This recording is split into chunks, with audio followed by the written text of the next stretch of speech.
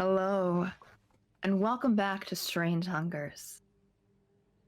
Last we left off, the party had entered the town of Nook, Varden's hometown, where she reunited with a childhood friend, and they encountered a strange character, a thief, a gnome, from the Perelian coast, in a tavern known as Untold Stories. Listened to the music from a far-traveled Loxodon bard. But while the party's doing that, one member has split off. Oish, Yes. you enter the town of Nook with the rest of the crew of the Lomi Sailor and the rest of your expedition. But you have a previous appointment, is that right? Yes. I go and talk to the Loxodon bar now. I wait for the group to depart, make a stop on my way to my appointment, and then head to the Tomb Loft. Either or. Both of those work. I also want to make sure, do you have a role you need to do for today as we crest into the early morning afternoon? Oh, I do. You're so right, my dearest Alex. Yeah. Can't let you get away without it. Keeping me on my feet. That's a 4. I feel good today. That is probably one of your best days, actually. Yeah. Wow. Lovely. And it is a mild weather today. There's no snow, there's no clouds in the sky. So it is actually a very nice day for you as you make your way towards the Tomb Loft. You see, as I've described last episode, an arching tower, a twisting spire that reaches up towards the sky, casting a shadow over the quaint town of Nook. Surrounded by flying birds and floating runes, windows and doors that occasionally open and close as hands emerge from them. As you approach, you see carved into the salt beach here, where it crests up towards more of a risen hill, more of these opaque salt boulders that the material that was the city of Aethrai rested upon was made out of. Carved into the salt boulders are these almost opalescent marble stairs that ascend up to a double set of doors. Pure silver, with a large runic eye engraved in them, glowing slightly with blue light.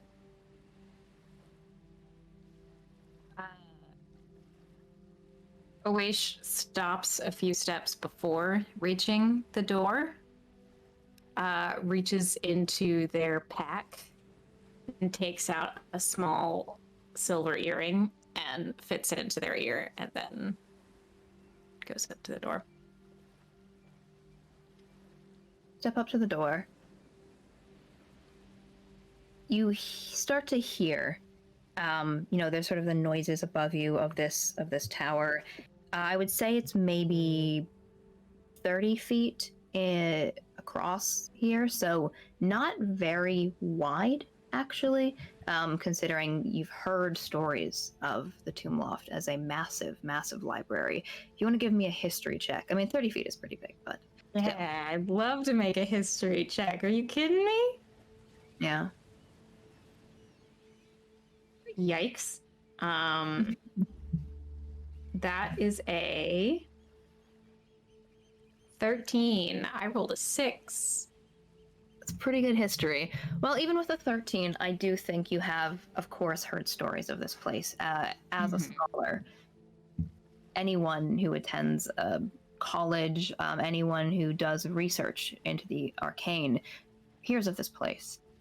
The Tomb Loft is a supposedly infinite library. That's what it's called in myth and lore. Of course, people have their own opinions about that, but there are rumors about a mysterious curator who collects any knowledge they can get their hands on, sweeps it back to a library that rests both on the material plane and dips into the astral plane. The Tomb Loft is said to contain living and dead stories. It's said that many things, especially in the place where it rests in Skyholm, eventually make their way into its halls. Of course, it's hard to know if that's because of the curator or just because of the library itself. And as I approach the door, can I look for any kind of handle or the eye or... Yeah, sure. If you want to give me perception or investigation, that's up to you if you are actually touching the door. Yes. Investigation, in fact. Mm-hmm. Let's do that. Oh, shit. I don't know how to use a digital roller. Excuse me. Dirty 20. Nice. Investigation. You step up to the door. You can see, actually, interestingly enough, the polished silver of this door here is engraved and inlaid with tiny, tiny runes that would be very hard to pick up. I think it's almost like if you trail your hand along it, you can feel very lightly these engravings. Spiraling out underneath the inlaid eye in a circular pattern are words, runes in the tiniest handwriting all the way across the entire door. Probably Susurrun, but also some that you wouldn't pick up. You reach out when you're touching this door, and the blue glow of the eye fades for a moment, and then the door begins to slowly swing open under your touch. Wait, really? Yeah? Fair enough. And they will step forward. Mm-hmm. It is silent on its hinges. As the door slowly swings open, you had heard bird calls, seagulls from behind you, occasionally people walking by in the town. That's, sort of half a mile away. The water as it laps up on the shores. But as this door swings open, all those sounds slowly fade into silence for a moment. And you hear a soft bell ring somewhere ahead of you. And then the sound that fades in, even though you haven't stepped inside yet, it's music. Low, quiet, instrumental music. A violin, maybe. Almost like someone is singing rooms and rooms and rooms away down a hallway. But you can't make out the words, you can only hear the tune. As you take that first step inside, you are greeted with a small, comfortable room. Mahogany desk, blue curtains that obscure where the silver door had swung open that you can push past, of a similar color to one that you've seen before in the Silver Study. This room is filled with small silver floating lights that bob around. Familiar face. Siren, as he sits at the desk. A tall chair, comfortable looking, also made of blue velvet, and a cup of tea. And he looks up at you. I narrow my eyes a little bit. I assumed the door would be the one I had to tell the story to. Do you have a previous appointment? Says what looks like Siren, not in his voice. Mm-hmm. Yes. All right.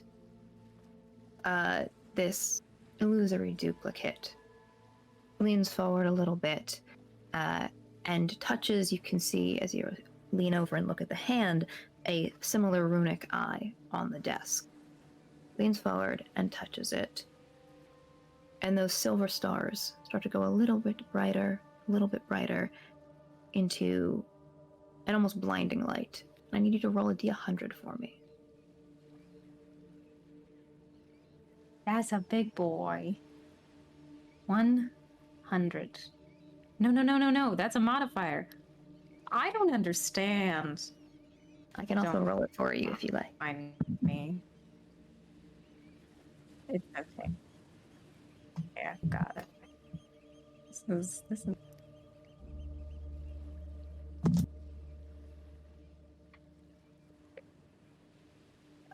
Did you have a number? I didn't hear it. 78. 70. All right, one moment. Ooh, lovely. The light fades away, goes from that blinding white into a soft, dark green color, and you find yourself standing in a forest.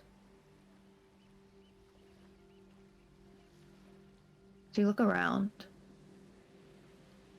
blinking as your eyes adjust. You can see faces in the trees, carved faces made out of bark and wood, branches that lean down, and below the faces, set into the trees, are bookshelves, sort of scooped out and hollow within the trunks.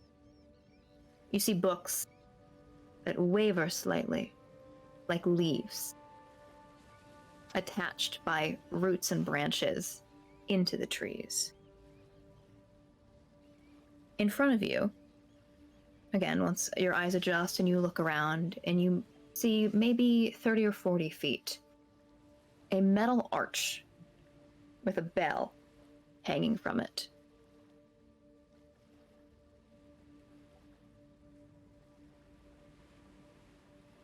All right. How high is the bell? I would say the arch itself is probably 15 feet. The bell hangs down. If you step closer, you can also give me a perception check.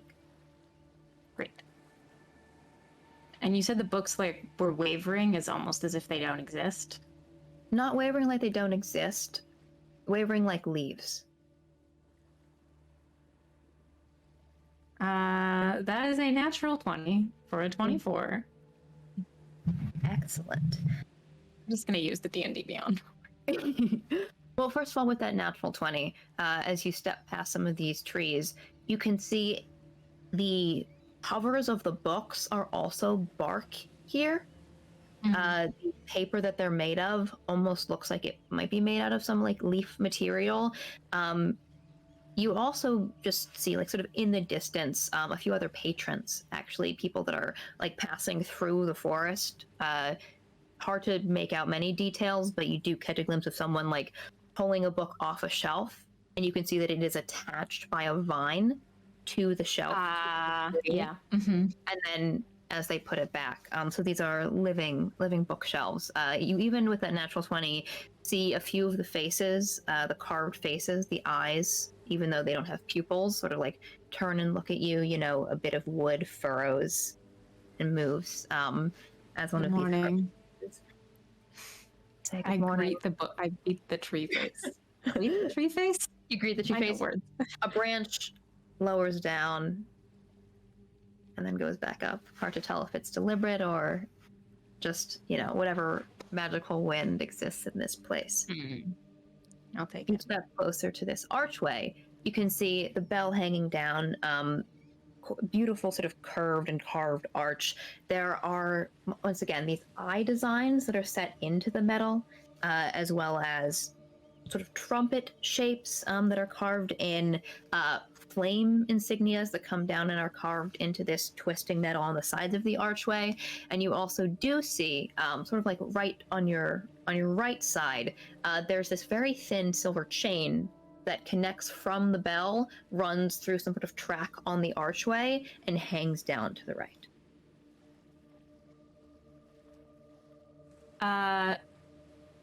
So I know that I know the requirement for getting into the tomb loft. I understand that. Yes. Can I put together what role this bell holds in that process? Do I have to ring it before, after? Got it. I actually think Siren has probably communicated this with you, so I'm not going to have you make a roll for it. It is very easy to get lost in the tomb loft. In order to buy safe passage, you have to give something up to the tomb loft, a story. If you want to get where you're trying to get, you need to tell that story to one of the tomb gates. So yes, probably before you ring this bell, otherwise you're going to have to keep rolling that D100. Great. Okay. Cool. Don't mind the sirens outside. They want inside. I only want the one inside. Oish looks up at the bell and then says, all right.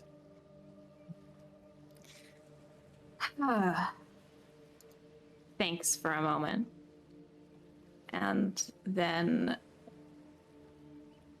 sits down on the ground, folds their legs underneath them, sets Darren to the side so that he can watch and listen, but doesn't have him come out. And says, Was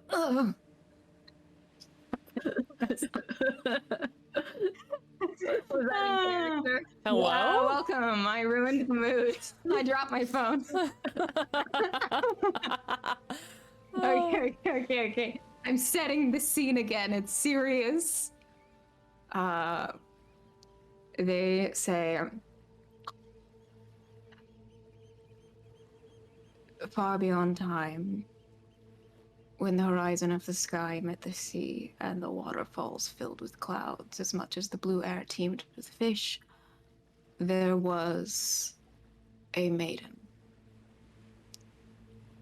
This maiden lived in the deepest recesses of the world, alone and untouched. Until one day, a very haughty prince stumbled his way into her kingdom. This prince was prideful and full of ability. Truly, there was nothing that he had not done that he had not found his greatest skill in. Nothing that he could not master and best anyone that he would meet. And yet, as he spoke with the maiden, as they conducted their days together, he found her skill rivaled his in every aspect. And as the months passed, a great jealousy arose in the prince, and the prince said, I will take this skill that is not mine. And so one night, deep into the dark, the prince stole his way into the maiden's house while she was sleeping, and opened the chest that held her soul inside, reached out with a hand, and plucked it for himself. No sooner had he reached out and taken it that he had realized his terrible mistake. For as he plunged that soul into his own, he realized that he had not stolen the maiden's power, but instead had been consumed by it. And as he breathed his last breath, he thought,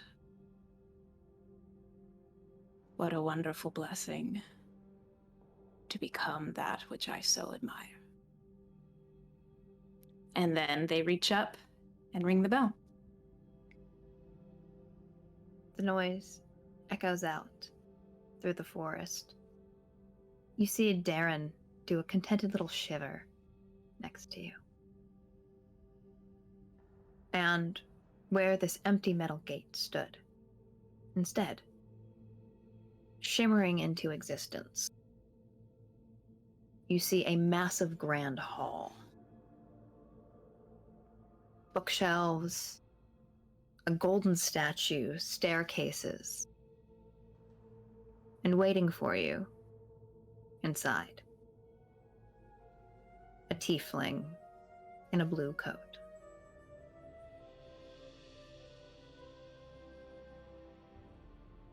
Not an illusion this time, then? You say that. And he turns around, tilts his head in that familiar bird-like motion. You see Sir Siren Silverhawk. No, not an illusion this time. Much more enjoyable voice to hear. I am very busy. It serves me well to have accomplices. I can see that. Quite the little castle you've made for yourself. I did not make this place.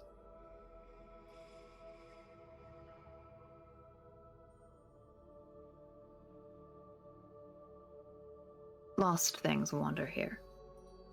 Oish. They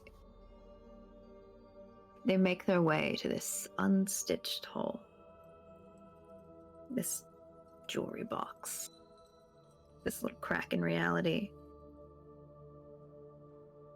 This place is a living dream. I wandered here like everything else. I didn't make it, I just curated it.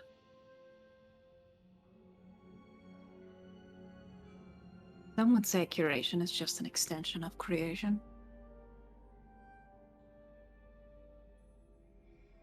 I think you might be flattering me, but it has been a lot of work, so. I think I enjoy flattering. As we've seen. Welcome.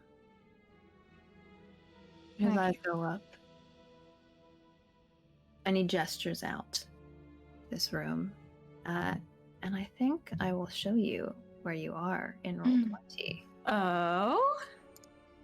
A little present of a gift? Yeah. Oh, neat. Here we are. Beautiful. Huh. This map is made by Ori the Cartographer, who I am a supporter of on Patreon.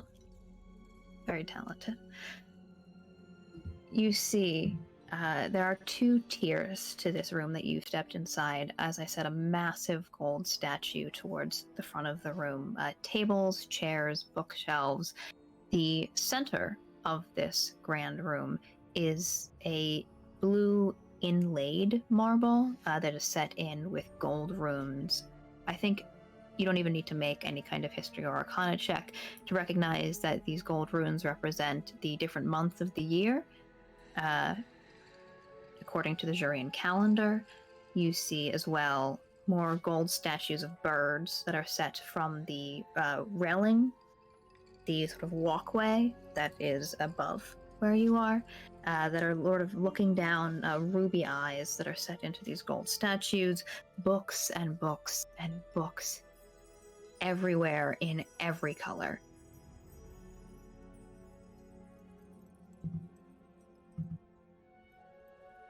Oh, I think we've lost Sarah for a moment. Sarah froze. They said they're missing all of it. They got No that worries. hotel with the... Oh, got that exposition. Oh, this is so sad. Oh, there you Uh-huh. are. Hotel with the... Turn the grid off so we can see it better. So pretty. Oh, hang on. I might pop out for a second. No worries. Hello? Hello. Hi. Oh, that's much better. Okay, cool. Okay, that'll Hello. work for now. I missed all of that exposition. Oh, don't so worry. I'll come back and watch it later. Sounds good. Luckily, we have this beautiful visual for us. But Siren does gesture up as he says welcome, and you can take a look around the room at the statues and bookshelves and books everywhere. Says, "Thank you for joining me." Well, hard to pass up another look at this place. I spend almost every day here. And I sometimes think I would be very contented to never leave. So many things you wouldn't encounter, though. So many things I have yet to encounter here. You have no idea.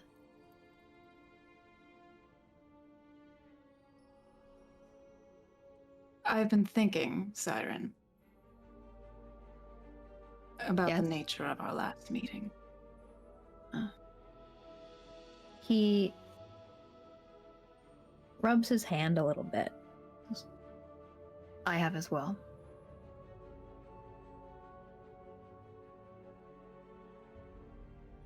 Have you? I think I will let you. Tell me what you've been thinking first, though.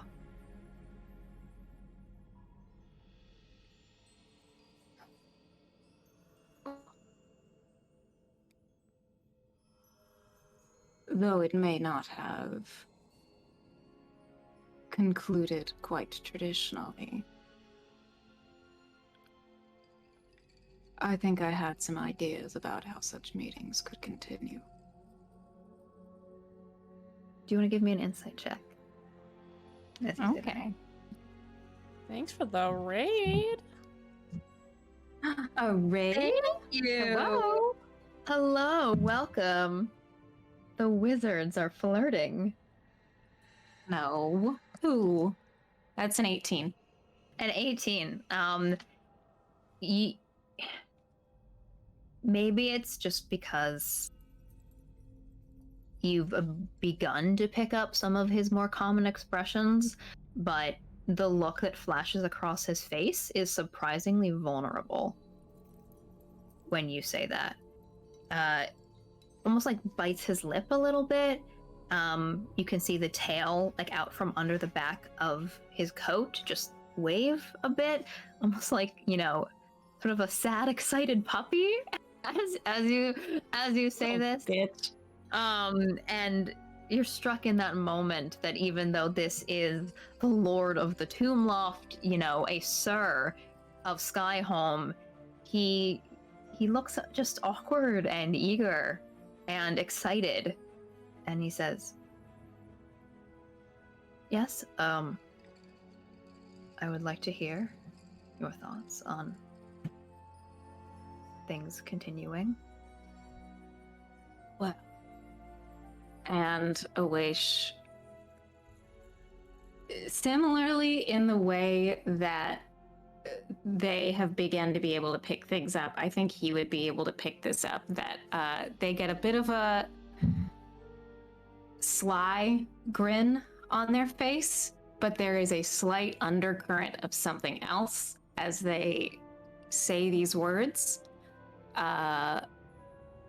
A small bit of an opening behind their eyes, and they say, "Since you didn't quite know how to follow the rules last time regarding those hands of yours," and they grin and pull out a length of rope and say, "I thought we could get a bit more strict." He is a red tiefling, but his cheeks go a dark purple as you pull out the rope in the middle of this room. Yeah, no shame. There are no other patrons here, but he still like sort of glances behind you and reaches up and like fusses with his hair a little bit.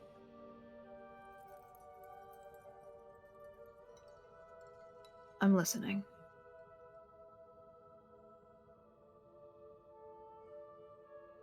Is this where you would like to continue this meeting? No, I was going to give you a tour. No.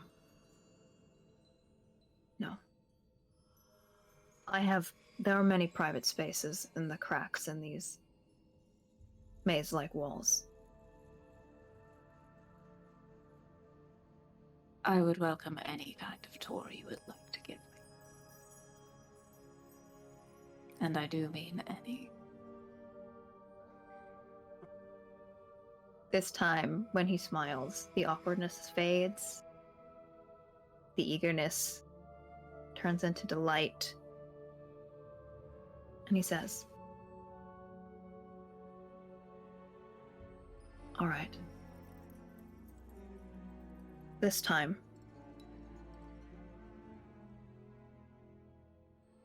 the place that I would like to take you to for our tour. It's very special to me." Lead the way. He reaches out for a moment, hesitates, puts his hand in his coat pocket, and then his other hand in the other pocket, and steps forward with a sort of swagger to his walk that, again, you've seen on plenty of people. As he walks forward, another one of those gates shimmers into existence. He passes through, you hear the bell ring, and you can follow behind him. And this time, the place that you see. There we go. He steps forward out onto a carpeted balcony. Gossamer nets hang in front, and you see stretching out before you endlessly a night sky. Candles that are set on a polished wood railing. Clouds of purples and pinks and blues, like fog, that pass over this endless expanse.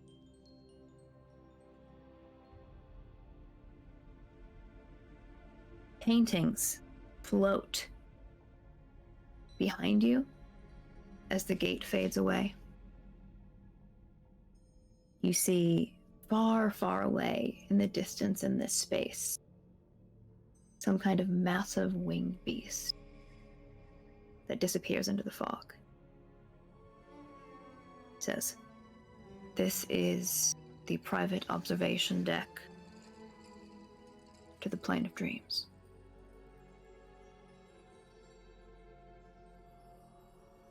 If I didn't know any better, Sir Silverhawk, I would say that you were a romantic.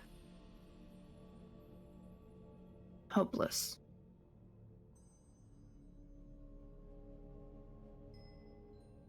Shall we begin? He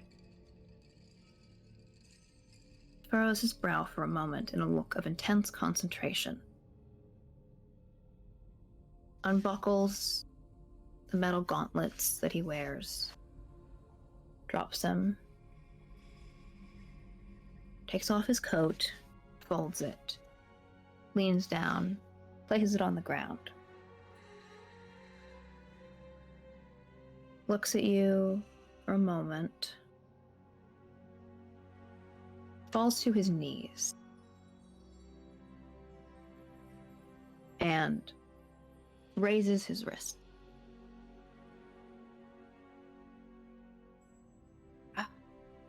Indishlag. And reaches down to begin. We fade into that silver sky and expanse, and step back outside of the tomb loft. The rest of you have just made your way out of the tavern, Kiara, Matthias, Barden, Tazriel, you are accompanied still by a small gnome with a fish on their shoulder. I believe we're heading to Barden's dad? Right? Well, your pop. Where's your pop? Where is he? Where's me dad? Where's me dad? I'm just a little guy. Just a little guy. Little lad. I think, yeah.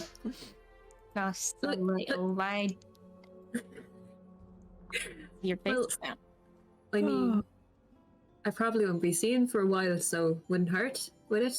Is that okay? I mean, you guys don't have to come. It's up to you. You can stay at the pub if you like. I think, no, if we're planning on moving along, perhaps to the Tomoff after that, might as well all go together. I mean, we should probably go to the Tumla first, maybe, if that's more important. No, it's not. As long as you don't mind that we're there. Yeah. Yeah, it's fine. I mean, he has kind of heard about you if my letter's gotten there, so it'd be good for him to be able to match some faces to the names. Good.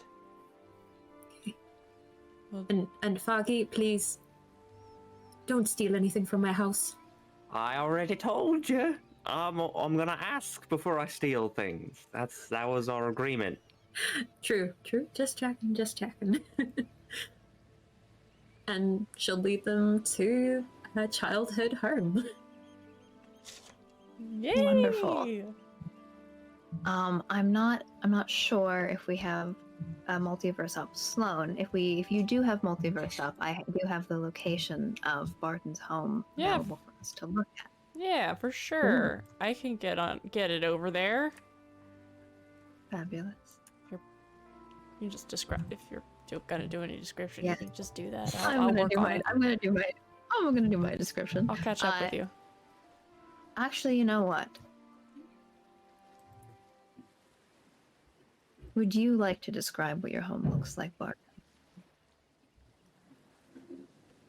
Oh, sorry. Everything was slow for a second. Yeah. Yeah. Sorry, let me just, because I've written it down. Yes. Just a moment. Mm-hmm. Yeah, I like the idea that as they're going, Barden is pointing out all the little places that she used to wander around when she was little, and points out Soren's house as they walk through the town. Okay. So, the town of Nook is very gothic, so very old-fashioned, very old, romantic with a capital R. Beautiful houses, but as you go, we're kind of going outside of town.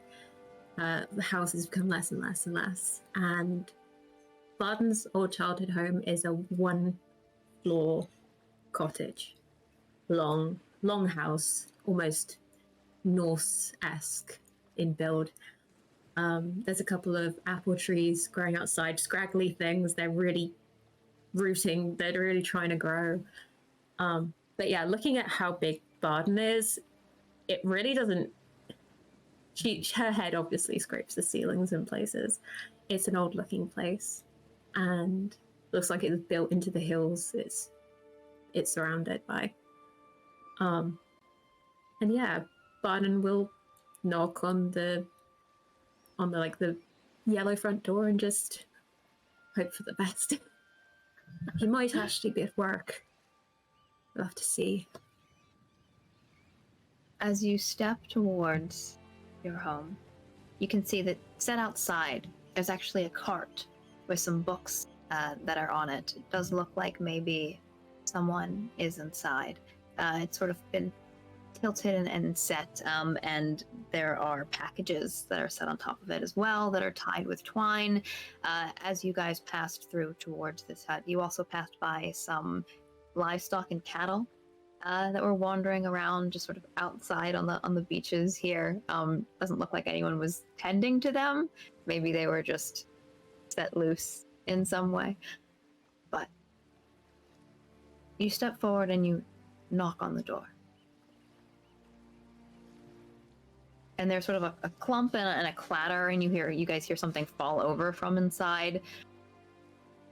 Although I do want to say, just before we get to this, Vice actually stopped you guys as you were making your way through the town. You passed by her. She was hanging out with some of the sailors from the Lomi Sailor. So, exploring the town a little bit, getting some privacy. But as you were making your way to your home, she actually pulled Kiara aside and asked if she could talk to her privately. So Kiara gives you, a chagrined look. I would love to meet your dad, but she's going to stay back and talk to Vice. Yeah. Oh, we haven't spotted Oasia, well, have we? No. But probably busy. You knock on that door, you hear that clatter. And then, one moment, I'll be right with you. And pushing open the door, you see your father, Barden. This is a hunched over, older furbolg with a long trailing platinum braid that is wound in with silver hairs. A beard that comes down that is tied in with threads of different colors, green, red, a set of spectacles, long ears. He is sort of sandy colored, draped with a long robe with flowers on the sleeves, and a staff that he leans on as he pushes open this door. And once again, Sloan, right back in roll 20. I know, I'm switching you around. It is quite alright. This is Mountain Song. This art is by our beloved Shan and Budraws. Of course, please go support them on Twitch and Twitter and Tumblr and all of that. There he is. Now everyone can see him. This is your father. Pushes open the door.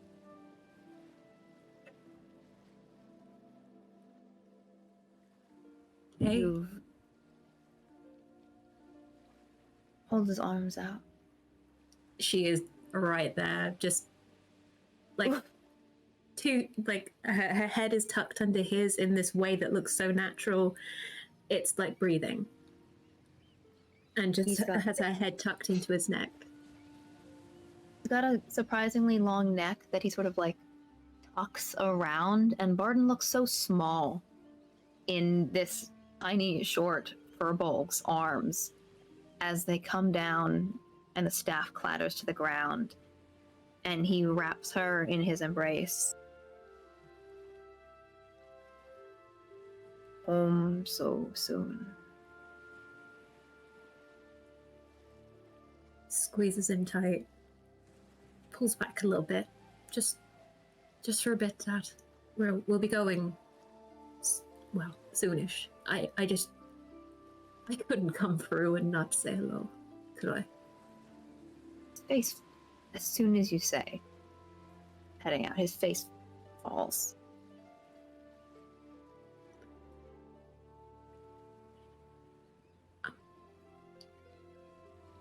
These are my companions, or a few of them. Just trying to not look at his sad face, just turning away. This is Tazriel of Amri, and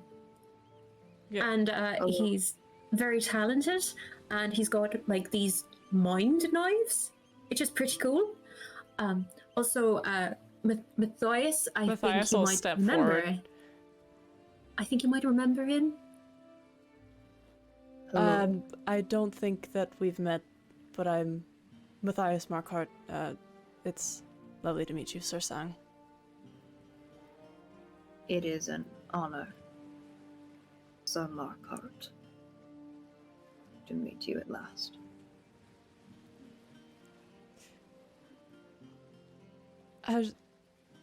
He looks at Barden, like, confused. And then... I mean, I talked about you a lot when I was a kid. Like, come on. After that, you know, our little fight, I see. I got very excited and, you know. Yes, of course. And Pun's flashing a little bit, admitting that. And this is our friend, Foggy. Hello. Hello, mate. How are you? Mary Poppins! Mary Poppins!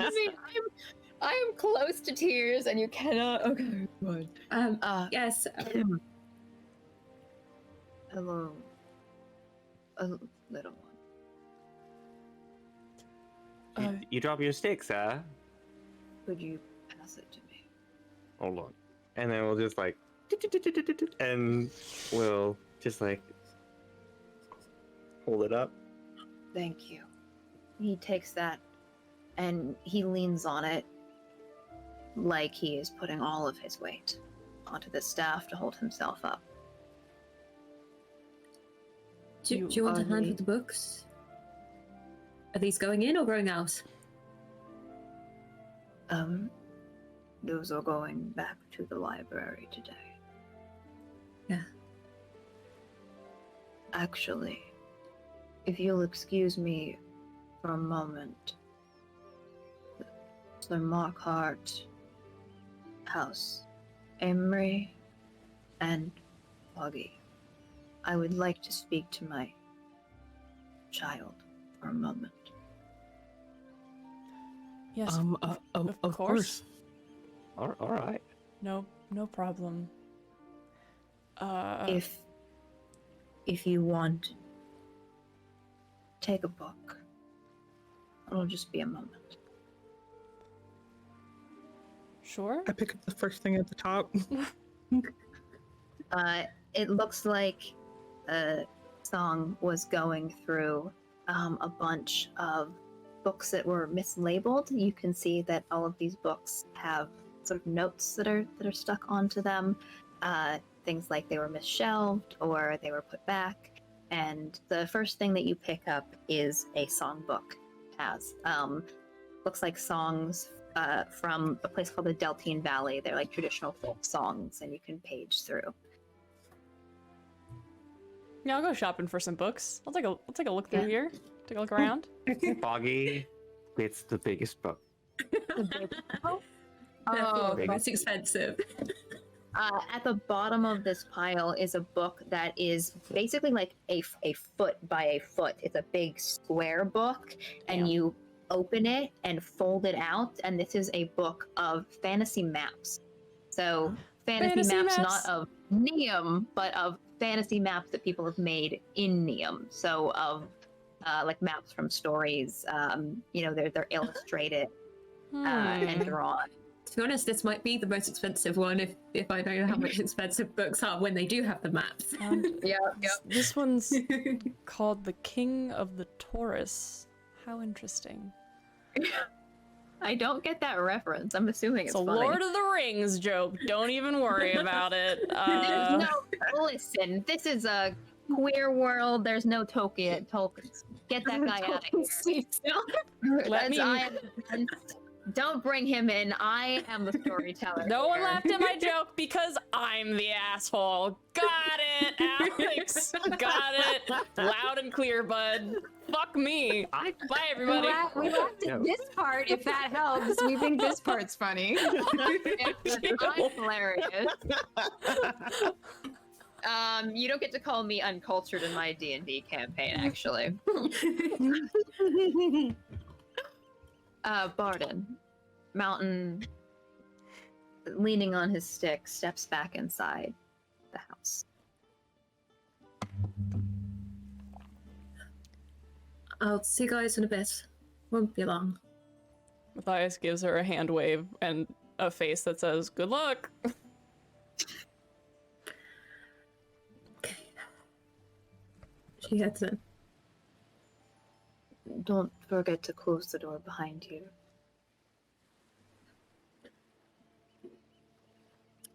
Closed. Inside your home, it is a bit more disorganized than you've seen it, than you last left it when you set out from home. There are more piles of books here. You can see there are a few teacups that haven't been washed that are sat on piles of books like they were forgotten and discarded, and he hasn't gotten around to cleaning them up. There are pillows that he hasn't put back, nests of fabric that have been sort of unfolded, like he was looking through them, that haven't been folded back up and put on shelves. And he walks over to a comfortable couch that you spent many afternoons reading side by side, and sits down, pushes a few books aside, and sort of sets them off onto the ground, and looks up at you. She naturally goes to sit by his feet, as she always has done, and just curl basically her top half over his knee. Bit messy. Hello. Hello! Hey. Thank you for bearing with us. We are back after some technical difficulties. Want to make sure that everything is going smoothly, and then we will hop back into our scene here with Barden and Mountain. So, when we are all good, welcome back, everyone. Barden, you are sat at the feet of your father. As he looks down at you, you had just said it was messier when you were younger. And he responds, "You were not bad when you were younger. You were a delight."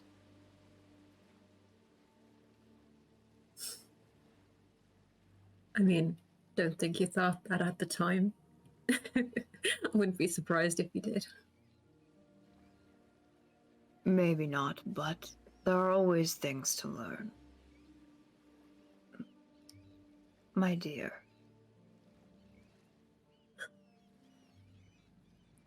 He reaches down and takes your face in a large, warm, soft furred hand and runs his fingers through the white streak of hair, brushing it out of your face.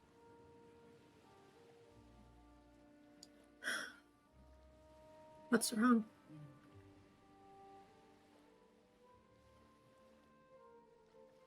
I saw you at the door and I thought you were I thought you had changed your mind.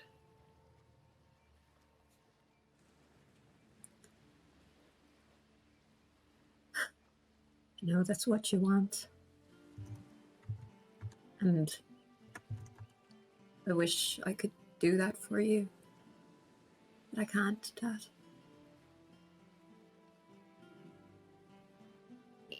You know him well enough that this takes no insight check. You can see emotions warring on his face. He is desperately sad and trying not to show it and doing a very bad job of not showing it. I'm very excited for you.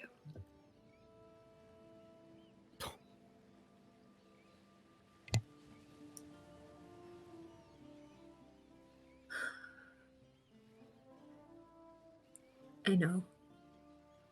And I know this is going to be hard for you. I didn't think I would have to say goodbye twice. I thought it would be nice to... No, it is. I'm sorry, I didn't think.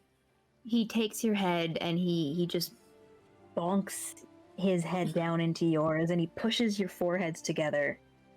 I'm sorry. That's not fair. Thank you for coming by. I'm glad I get to see some of the people you're traveling with. They're good people. Most of them. I don't really know the little gnome, but I trust with the eyes to keep us right.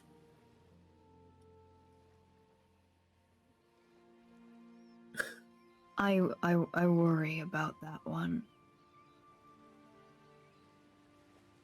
Why, Dad? He's a knight, isn't he?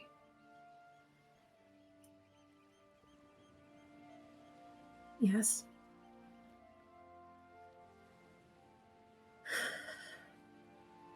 Please Dangerous. don't, Dad. Please. I don't want to bring this up before I go. You're right. I just and the other one, he has that symbol. Raj. He's connected to the Raj, I think. Yes. Pretty sure. And I know that. It seems like there are a lot of people here that could be dangerous to me. Yes, and I don't want. People are dangerous everywhere, and you are very young. And I know when you see. She laughs. Yeah, it's right. Yeah. I know.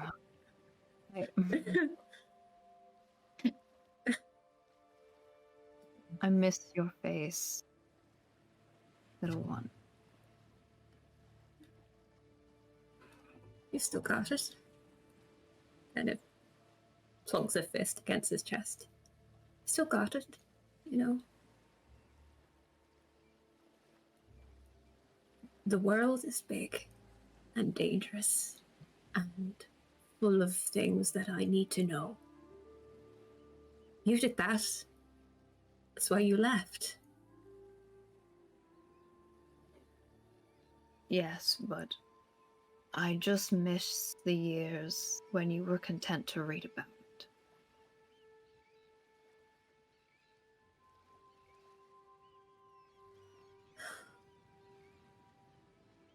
Yeah.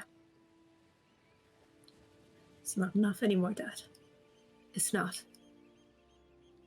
And you knew that before. And she pulls back from that. No, not doing that. No. Okay. Is it alright if I grab a few things from my room? One of my clothes got kind of messed up last time. Oh, yes, of course. What happened? Just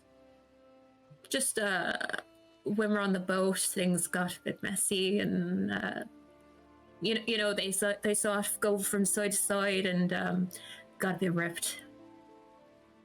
But the Oaish, the wizard, they sorted it out for me. But it'd just be nice to have something else. You are traveling with a wizard. Yeah. I think they know Siren. And she tugs at her. I know. I think the Hawk knows every mage on this side of the continent.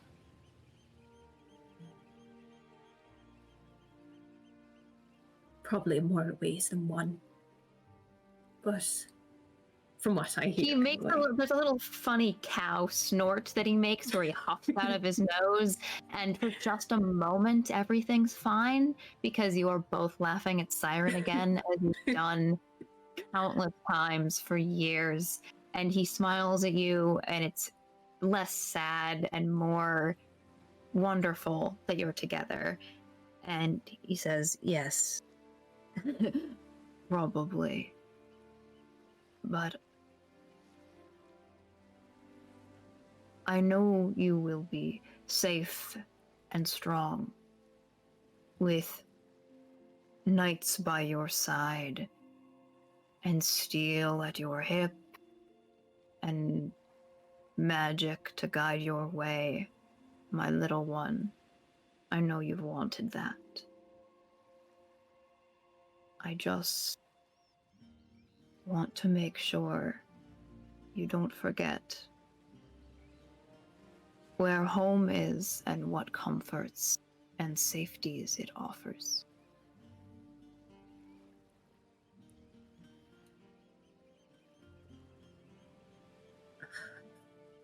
I know, Dad. I know. Oh, let me get your clothes. I'll fold them for you. I have. Let me get them. And he stands up and he walks into your room. And you can look around again at those cups of tea and. While he's doing that, she begins folding up the blankets and just putting the pillows back onto the sofas and just very clumsily getting the teacups and just trying to take them somewhere where there's like the sink. Comes back out a few minutes later, and he's folded some things up for you. You can see he's also put a little packet of tea on here, and he's tucked like a scarf, a little woven scarf, one of the older ones. This is actually a bit of a nicer one from the family, and he's sort of wrapped some things around that. And you can, as you take the bundle, you can tell he's just shoved like some other little, maybe some candies or something inside. It's kind of lumpy. I didn't mean to be rude to your companions either. I'm sorry. I know it didn't. Do you want to eat them a bit better? Give it a second go? I would like that. I actually do have to get back to the library, so maybe we could walk together. We could walk you. Yeah. All and right. She takes his arm the other side of where his stick is, and just again, it's very natural. She just feels right and brings him out. You feel his tail sort of tap you on the back hip as you walk out the door, and he closes it behind you. She snickers at that, just like, well, not today, huh? And they keep going. And you other three, as you've been enjoying your books, sat here. Occasionally this is sort of like a tall sheep. It's not really a llama, the cattle that's here, but they're sort of like sheep with longer necks. They're cousins of the sheep goats, but they're a bit sort of taller, and they don't have any fur on their necks. They just have it on their heads and their bodies. And you can see that their necks are like salt encrusted. They've got sort of these weird this crest of salt around their necks, and they've been grazing on like little mushrooms and old roots that come up through the salt that are half dead. And you see Song and Mountain and Barden step back outside.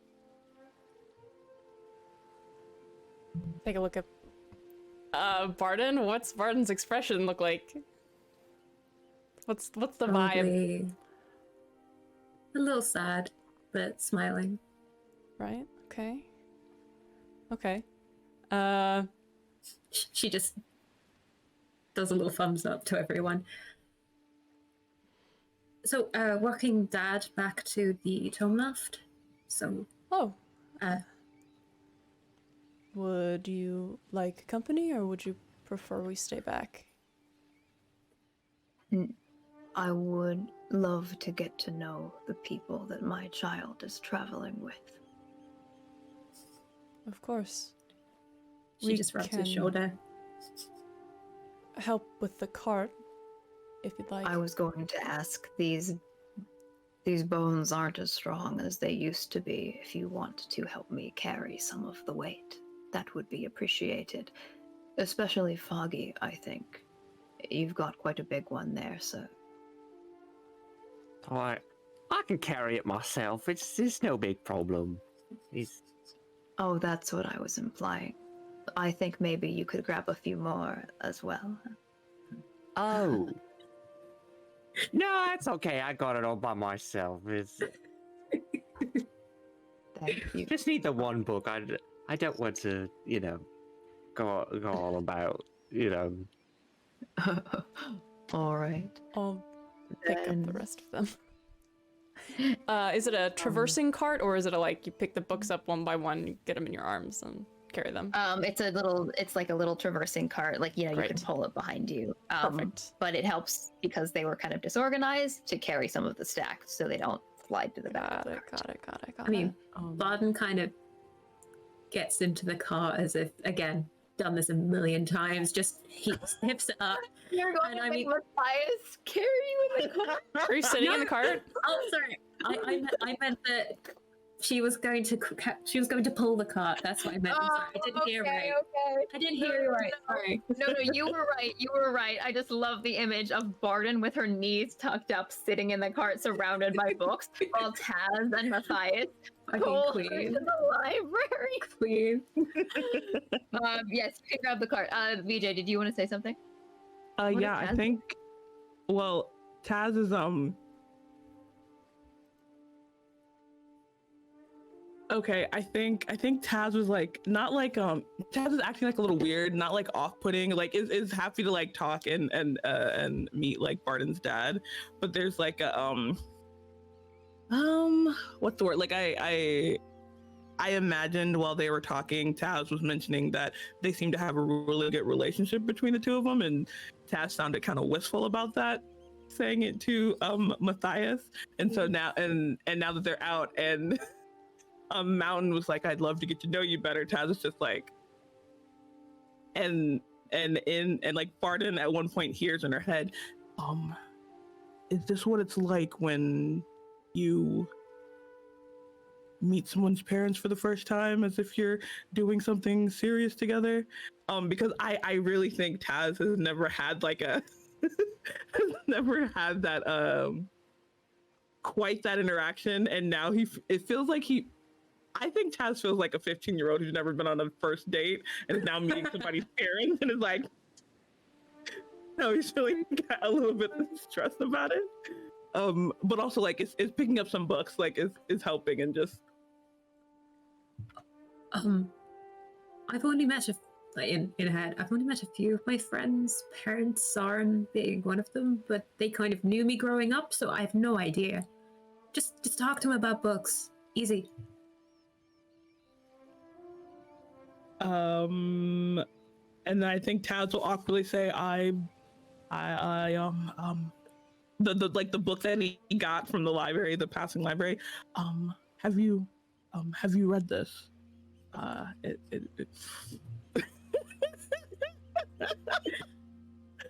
Do you like this book? I You hold up "It'll Be Quick Love" to Mountain Song, and his eyebrows go up, and he says, "Not really my cup of tea, but I think the author was a bit over-eager in some descriptions." I agree. Also, not my cup of tea, but I'll try anything once. Are you reading. lying? Are you lying? Or is Dad about not liking the porn book? What's happening here? Yes, I am. Yes, I am. What's going on in this situation? Please Totally not my thing. I hate it. Oh yeah, me hated too. it. I think it's awful. It's so gauche. Wow. Come on, nope. Also, I know what that word I means. think we should only read. I think we should only read classic poetry always. In fact, That is a 19 plus 3, so 22. All right. You. Oh yes. And then he actually starts to get into it a little bit as a book critic. He starts saying, "I just think that the author writes about the famous princeling with so much ego.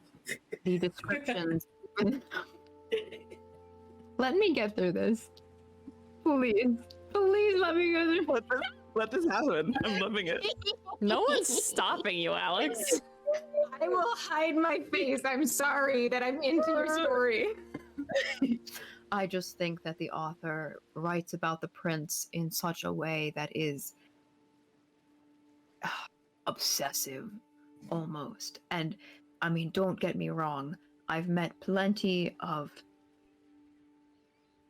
full of themselves, fire guard, but seriously, Alexander, just completely blind to everything that's going on. And then he pauses for a moment. He's like, I don't know if you are a fire. I'm very sorry. I just think. And Tazzle, like, a fire knight, actually, and I can agree. And just is like adding like little tidbits from his own like saying things that like support what he's saying in regards to like egos, like yes, just Okay, you and bond with like not lying. Taz definitely agrees with what's being said, like on this particular There's a book. beautiful moment of you guys critiquing the porn book as you make your way to the tomb loft. I do actually think, I know we just got back, but I do need to use the restroom, so I would love if we could just take a 5-minute break here before we come back. That would be wonderful. Cool. Let's take a Cool. break. We'll be back, everyone. We can take a 10-minute break. Back. 10-minute break is typical. See you in a Let's do that. second. All right, we'll see you in 10 minutes. We love you guys. See you again soon. Bye. Bye.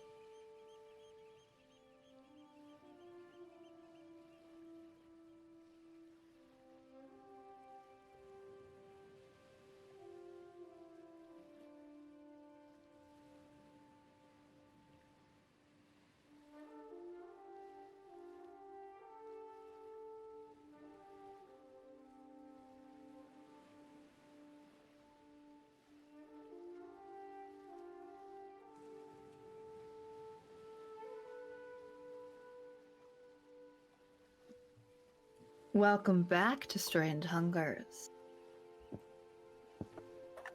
You step your way, once again, towards the tomb loft, pulling the cart over the salt beach as you leave the quaint Gothic town of Nook behind you, and all of you now see up closer those silver doors, that glowing blue inlaid eye, the birds that wing their way around, the floating baubles outside, and the shadow it casts as you push from that early afternoon, the warm, bubbly feeling of the ciders inside you cooling down on this walk a little bit. You can feel it becoming just a bit brisker now, around 3 or so. But as the rest of the party approach the entrance to this library, Oish,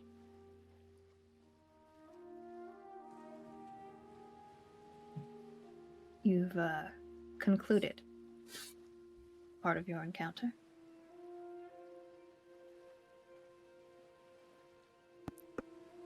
Can I be a little gay? You're allowed to be a little gay if everyone's comfortable with a little gay. Yeah, they have concluded the main portion of the event, as the kids like to say. And I'm guessing there's a bed in this room, even though it's the room of dreams. And Oish is sitting back against the bed with their back like mostly up against it, and has Siren's head like resting on their stomach, and is looking through a book as one of their hands is in his hair. So I'm gay. He occasionally sort of shifts a little bit, makes a noise of discomfort that then turns into comfort, as he like finds a more comfortable position on this bed here, occasionally sort of rubbing his wrists or shifting with a smile on his face as he relaxes.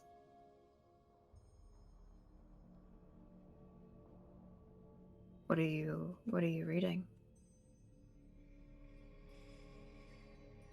Old stories. I liked your gift.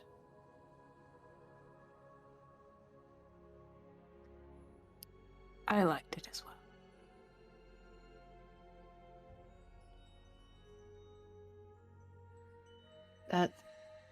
That story that you told as well. Well,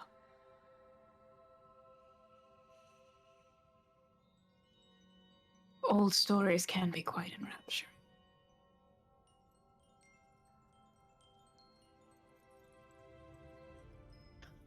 For a moment, I thought you were talking about me.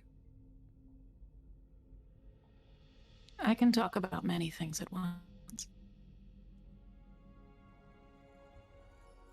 Mistwalker. You can give me a history check. Yeah. Love to make a history check. Mm-hmm. Beep bop boop. Internet. Okay. 16. 16. Mistwalker is an epithet for whisper. He has just affectionately called you as a nickname, a reference to the god of dreams.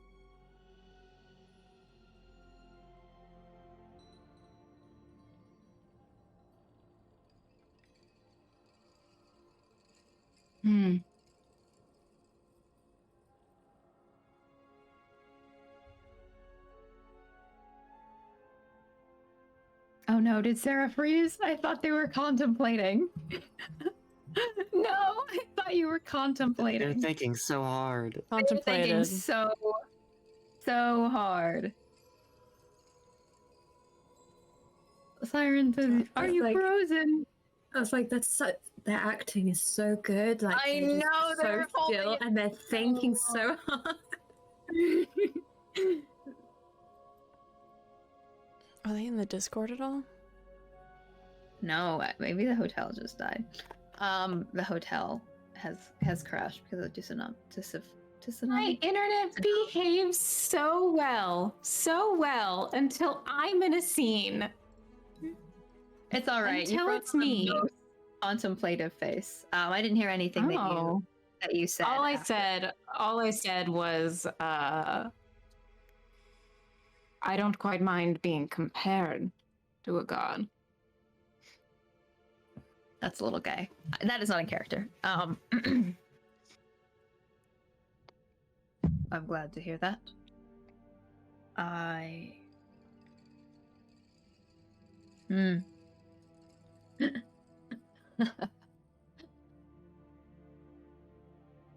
have Something funny. Yes, actually.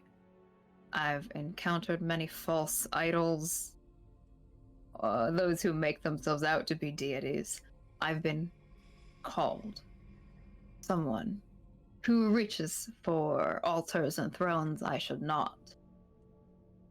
I find it ironic that you have a similar reaction that I do.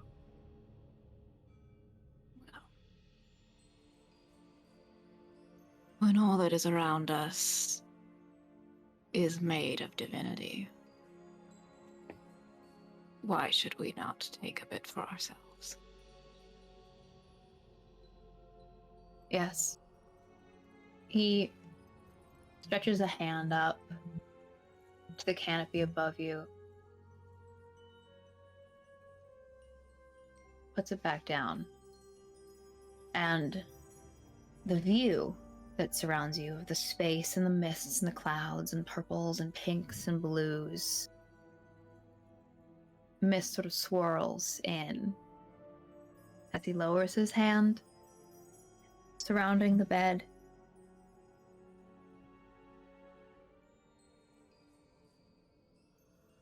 Do you ever have bad dreams? Yeah. Oh, that might be a yes. Oh, Sarah, that hotel whiffy. That hotel whiffy. Gone forever. Well, everybody, anybody want I to think work I on can their answer this stand-up question. routine? Ask Sarah. Oh, The Declaration of Independence. hi, welcome I'm back. I'm gonna take. Hello. I'm gonna fucking burn it. It's all right. Okay. I am. Do I Uh, bad dreams? yes. Do you ever have bad dreams?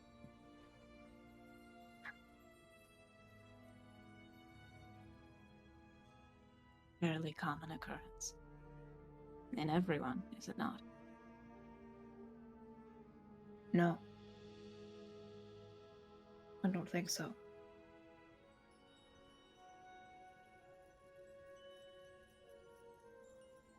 He swallows and, like, sort of turns his head a little bit and shifts so he can look up at you. I come to this observation deck a lot because you can see dreams here sometimes. You can watch the stories play out. I found this place. I didn't make it. This little hole or crack. And it's never anyone I recognize. I think it's something about the way faces are twisted by whisper. The scenes you see here. Everything's just a little bit off. The eyes aren't right, you know? Limbs are distorted and people walk strangely. But I find it comforting to see other people's bad dreams. So many of them are so much darker than even the worst of mine.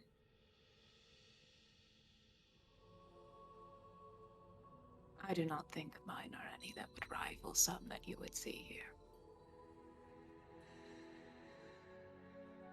Do you take comfort in that?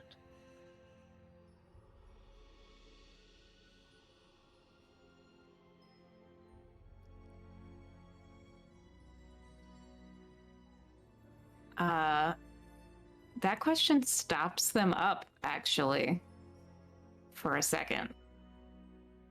And their face drops. Like a shutter that has fallen off for one moment.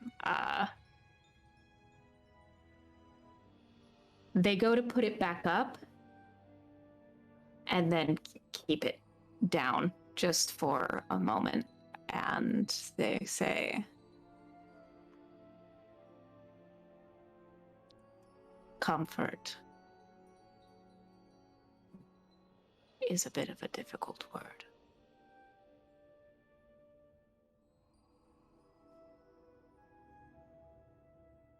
I do not know how much I take comfort in anything.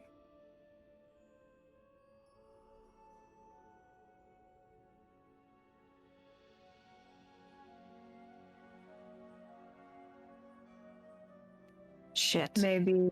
Oh, there we go. Don't worry, I'm just thinking. Okay, I just can't see your face, so I don't know if it's freezing or... No worries. I am being introspective. Okay. Siren is being introspective. He shifts, and he says very fondly, I think you are capable of giving comforts, so maybe that could be enough.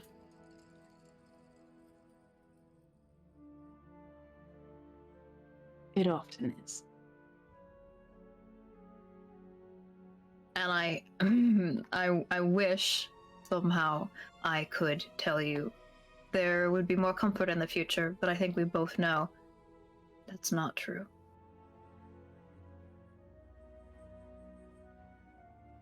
I'm not too daunted by such a prospect. No. He slowly sits up and he stretches a little bit, and he rubs at his horn. Ooh.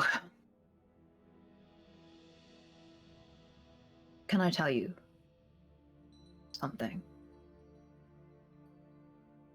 Always. Rothen.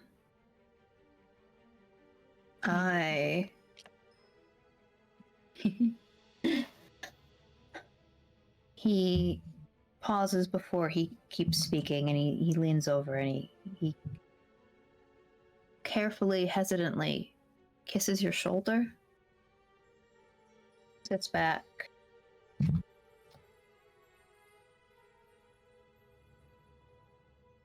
This place, the Tomb Loft, it is not a safe place. As much time as I spend here, as much as I love it here, the Tomb Loft is like a coiled dragon with its teeth on my throat. I stay here, and I work, and I learn, and I research, and I curate. But I have bound myself here. The Tomb Loft is a beast. It simply likes the gilded collar that I have wrought it. And that is why it listens to me. He looks very tired for a moment.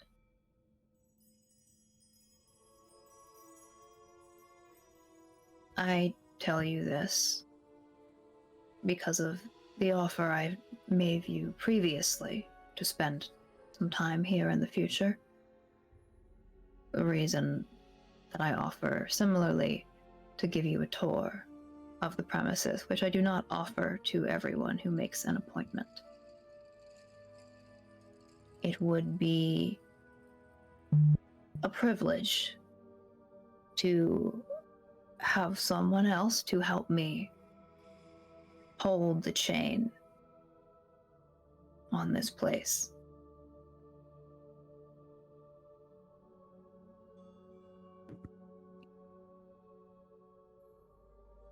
It's up at the swirling mass above them.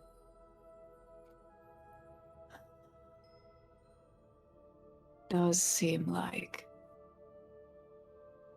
quite a job for just one person to fulfill.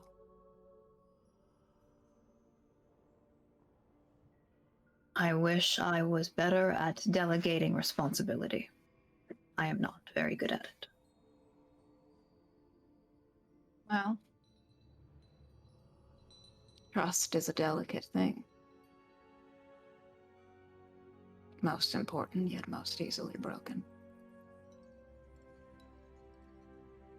I am grateful. Siren, You have given me a chance to repair ours. yes. I have a certain number of obligations. Many of which cannot be broken for quite a time.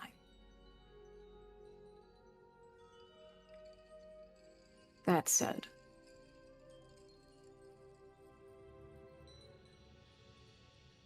what an obligation this would be. He reaches up and playfully taps the earring in your ear so it swings a little bit. Mm-hmm. Noted. Oh. Should we get dressed? I would love to see the grounds. And goes to get dressed.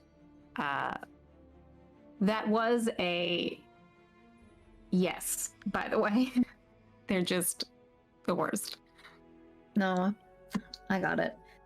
Fading back from that scene to the entrance of the tomb loft.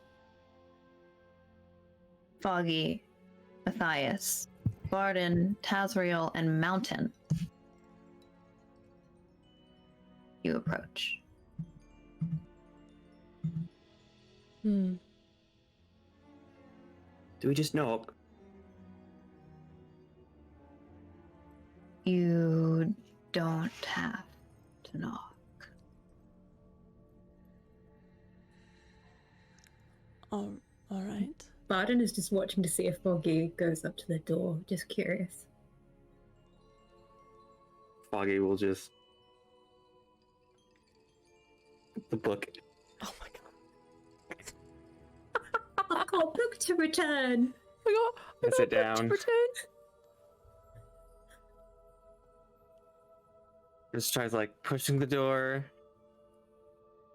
Hello? You go up to push the door, and it slowly swings open. Oh. I had a Look at that. similar experience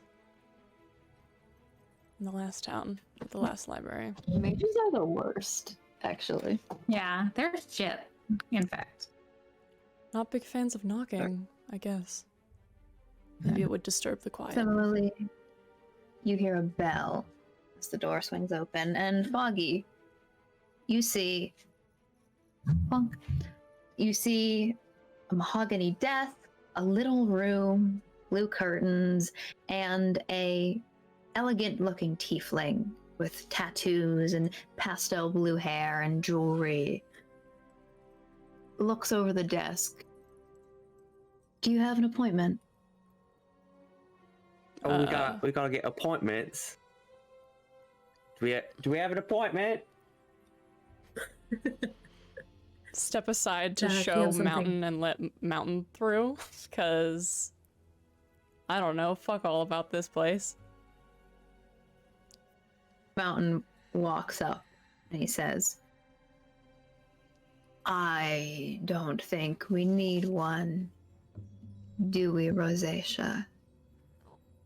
And the illusory duplicate flickers for just a moment, and Foggy, you see a short halfling woman sitting in the chair with like these two little eye goggles that she's got sort of perched up on a very squat nose, and she's got these like big fluffy white beard furs that are sort of coming up. So she's got like almost like a sheep's mane of hair that comes down around her face, and she says, Mountain, sorry, I didn't realize they were with you.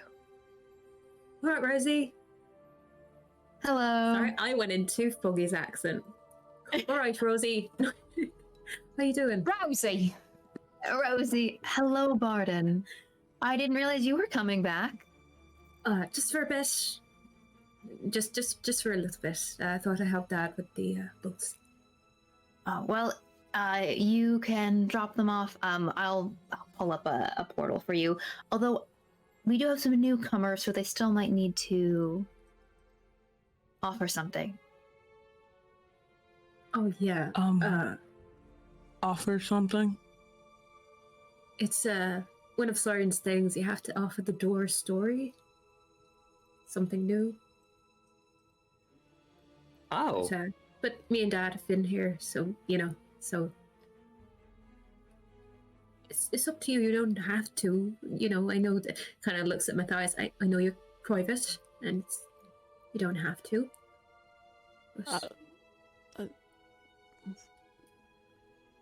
Do you need help taking these in? Or... I could use the assistance if you have a moment. Anna is already loading her arms with books. Okay. Well, it won't take too long to tell the stories and get through us all? Oh, just one is enough. What kind of story? Oh wait, I've got a story. You remember? I bet we made the bet that if I lost, I'd tell you a story. Oh yeah. I can tell you. I can just tell it now. Hold on. Okay. Well, Where do we need to go somewhere? Oh, Just yes. need- One is moment. there a receptacle? It's actually Foggy yelling into like one of those old-fashioned ear horns, going. So. The illusory It all duplicate, the started. front I'm so desk- sorry. We've all got foggy brain. We can't help We it. all got brainworms. The front desk clerk opens a portal for you. You can go through the portal, and then you find a gate in the portal. If you want to roll a d100 real fast for me, I can tell you where your portal takes you to, and then you can tell the story there. Ah! Portal. I got a 48. A 48. All right, let's see. Oh my god, this is my favorite. I love this one. Okay.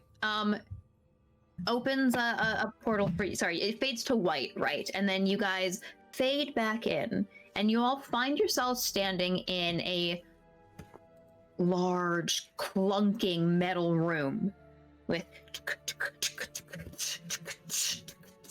noises going on and off and steam that blinds you immediately.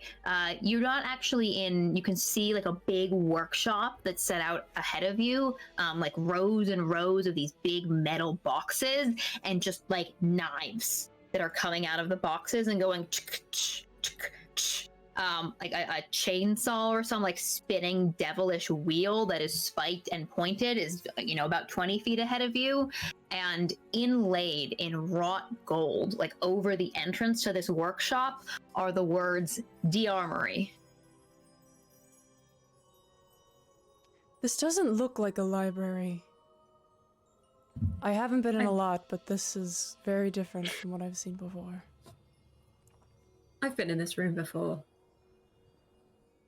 This Have I? is you have not been in this room because you would look very different. This room is D-Armory. Dearmory.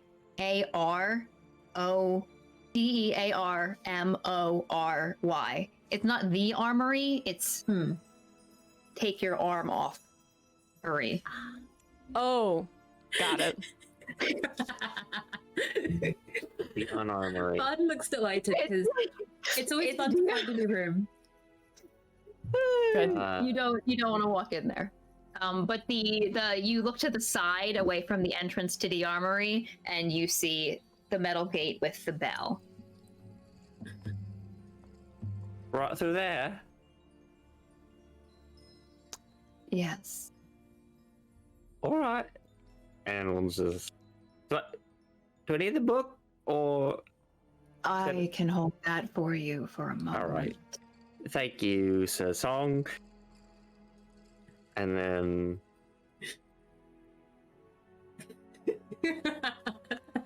running over. I thought I was gonna listen And carefully then- to how this story is told, just to get some clue as to what the fuck he's supposed to do in the situation. Yeah, you guys only need one story to get through the archway. Oh, thank God. Foggy is... Yeah, you only need one, don't worry.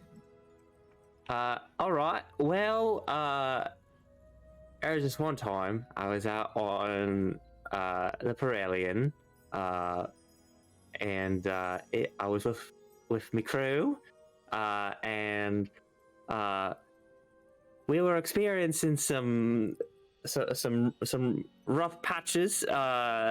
I was up in the crow's nest as per typical, and me and all the Pico were surveying the horizon, right? And then I noticed that some of them started flowing upwards, and there wasn't a draft.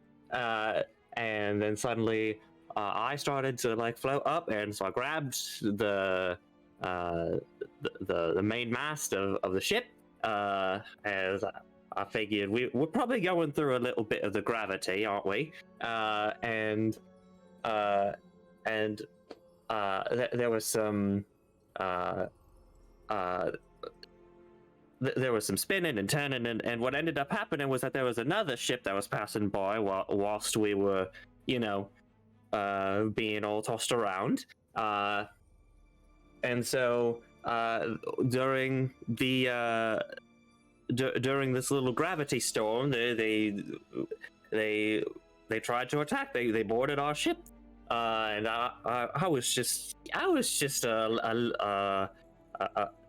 was much younger back in those days, and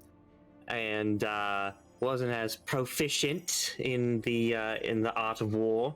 So I was about to get shot by some nasty looking dwarf captain, but then one of my crewmates, Kasha, big red-haired, burly kind of fella, came in and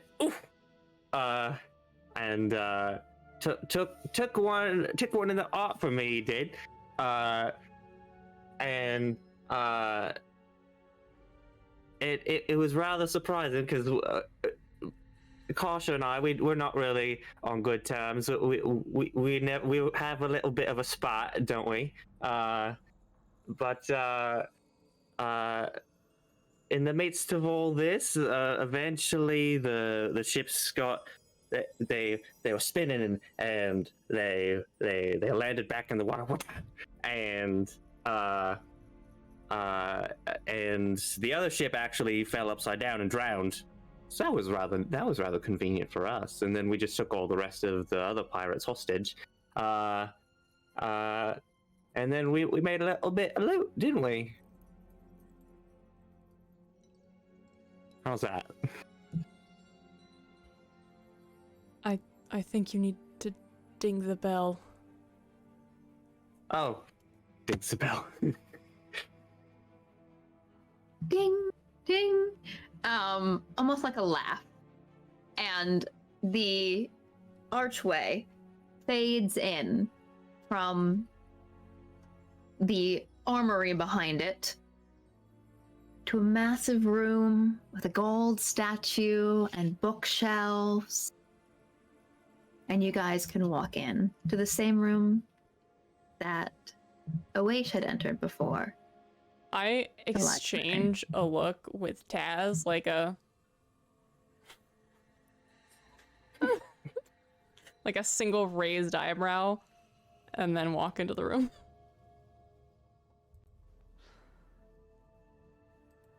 Yeah, Varden is helping her dad get everything in. Yogi, was that real? That was a real story. Yeah, of course it was real. I mean, they don't have to be real to tell the door, but... Yeah. You can lie? Huh. I mean, stories are truths, stories are lies. Depends on your opinion, doesn't it? Depends on how you look. So, a writer could tell one of their stories, even though we know it's fiction, and get inside of the door. Bon kind of Bon kind of smiles. It's just like, honestly, it's I guess it just depends on if Siren likes it. You know. Oh. Got a siren in here. Not one of the singing ones, if I Oh. think that's what you mean. Well, You're safe. As well, Oh. you're not safe. He does sing, though. Yeah, it does.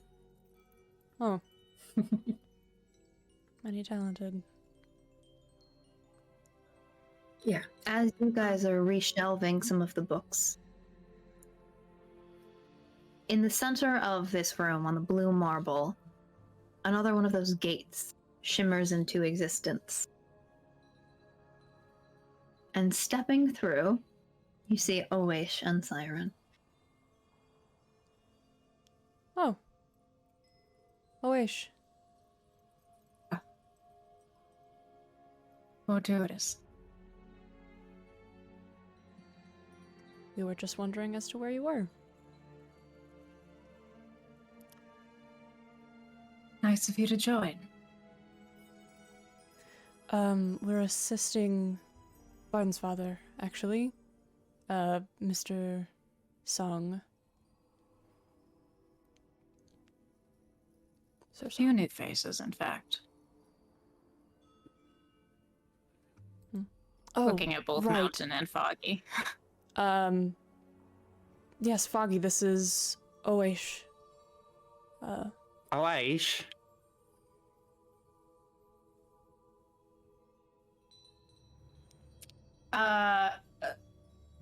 Hey, Alex. Yeah. Do I, and this is such a cursed question, recognize that accent? Yes, you do. Very far from home. A little bit. Is that the canon Perillian Coast accent? Because that is hateful. Canon tiny little island accent. Oh, right. Yeah. So both Foggy and Oash would kind of recognize each other's accents. Foggy's accent is very specific to like small island atolls, versus Oash's accent is Foggy would know this more of a high class kind of like floating island higher up accent. I think after hearing, oh, what's up, Sloan? Oh, is there a raid? Oh no, Critical Misses is rating us. Thanks. Hi, Hi, friends. I think after hearing Oash's voice, Foggy will be like, "Oh, I'm so sorry. Hold on. Good evening unto you." Varden is staring at Foggy now, just Taz is stifling a laugh. Just the twitch on the side of their mouth, and they go, No need for formality, little one. I spent more time around your kind than my own, I think. Oh, that's a damn relief, isn't it? Just puts away all the formality. Oh wait, have I heard of you?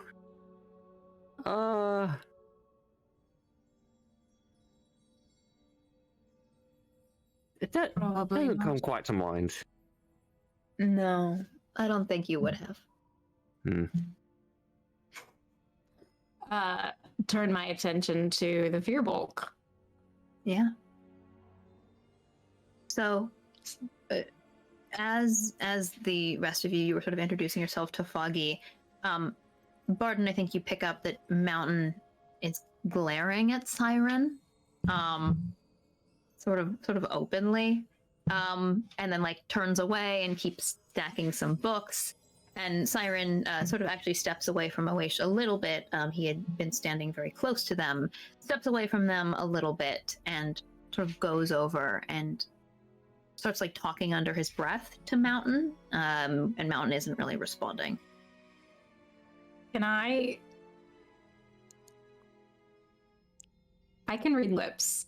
Can I tell what they're saying? Oh god, you were talking to Foggy. I'll let you do a perception check at disadvantage. Okay. Cool. But I think Fair enough. That's fair. I think Taz could also make one if you want, VJ. Yes.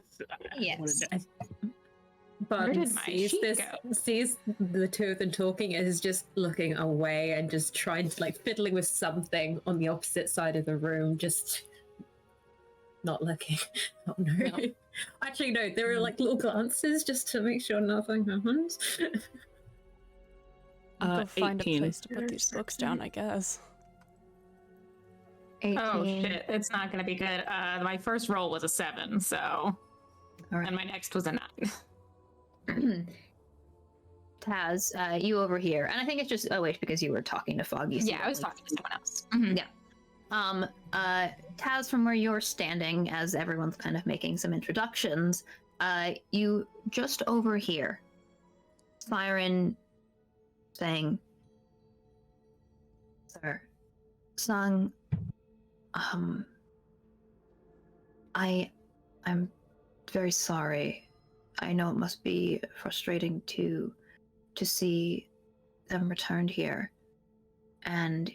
You know, you see the Furbolg shift a little bit and he doesn't respond, and he says, "This expedition is very important, and I trust no one more than our little story." And the shoulders go down and then back up, and Siren says, "Please, how long are you going to be mad at me for this?" And then Mountain looks over his shoulder at the Sir. He says, very quietly, he's whispering, "I am very long-lived, just like you." And in my head, to Barton, You always have to gossip! no, wait. Fuck me. Taz will Is say, that what you said? no. Sudden? No, actually, you know what? Taz is going to just ask, is everything all right between those two? Continues putting the books away, thinking.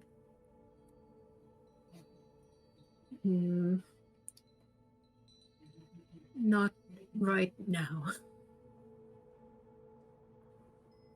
Continues. Yeah. But, oh wait, she can step over to this Furbolg. Siren sort of steps away after that moment, and Mountain finishes putting some of the books away, and he turns, says, "Are you the wizard?" Yes. And you're the You- song. Yes. Shakes your hand.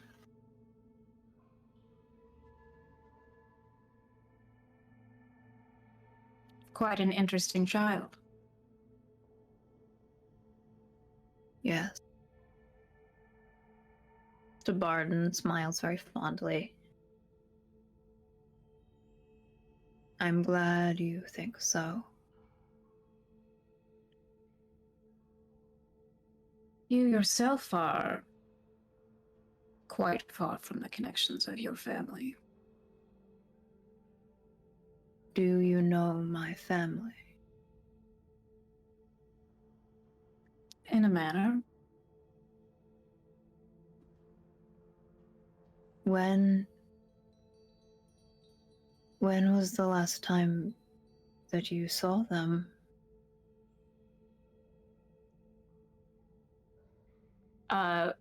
Would they have been there last year? Yeah. Within the last season. Oh, that's wonderful. At the market, then. Perhaps.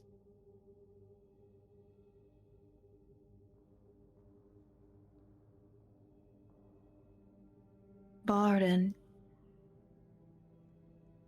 you didn't tell me.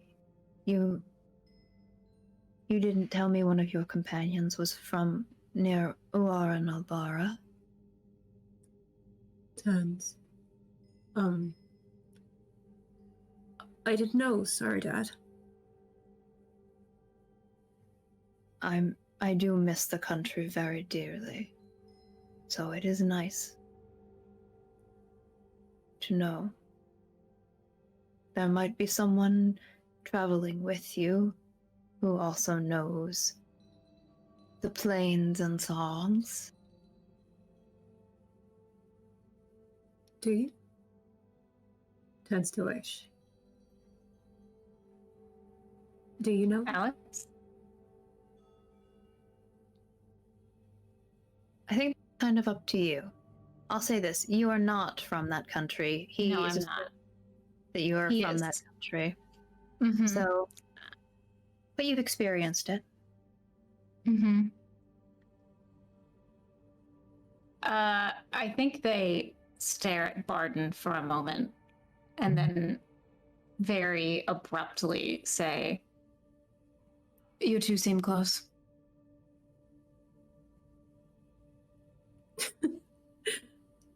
Well, he's my dad. So, Yes. I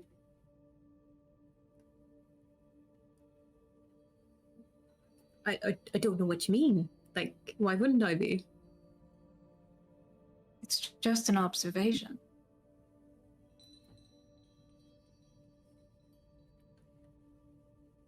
Mountain steps away from that, out of the conversation, and over to Matthias and says,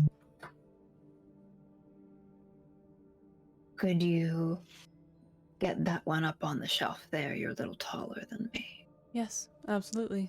And we'll heft whatever Mountain directs. Matthias has been kind of waiting for someone to tell him what to do with these fucking tomes, so he gladly takes direction. Yeah.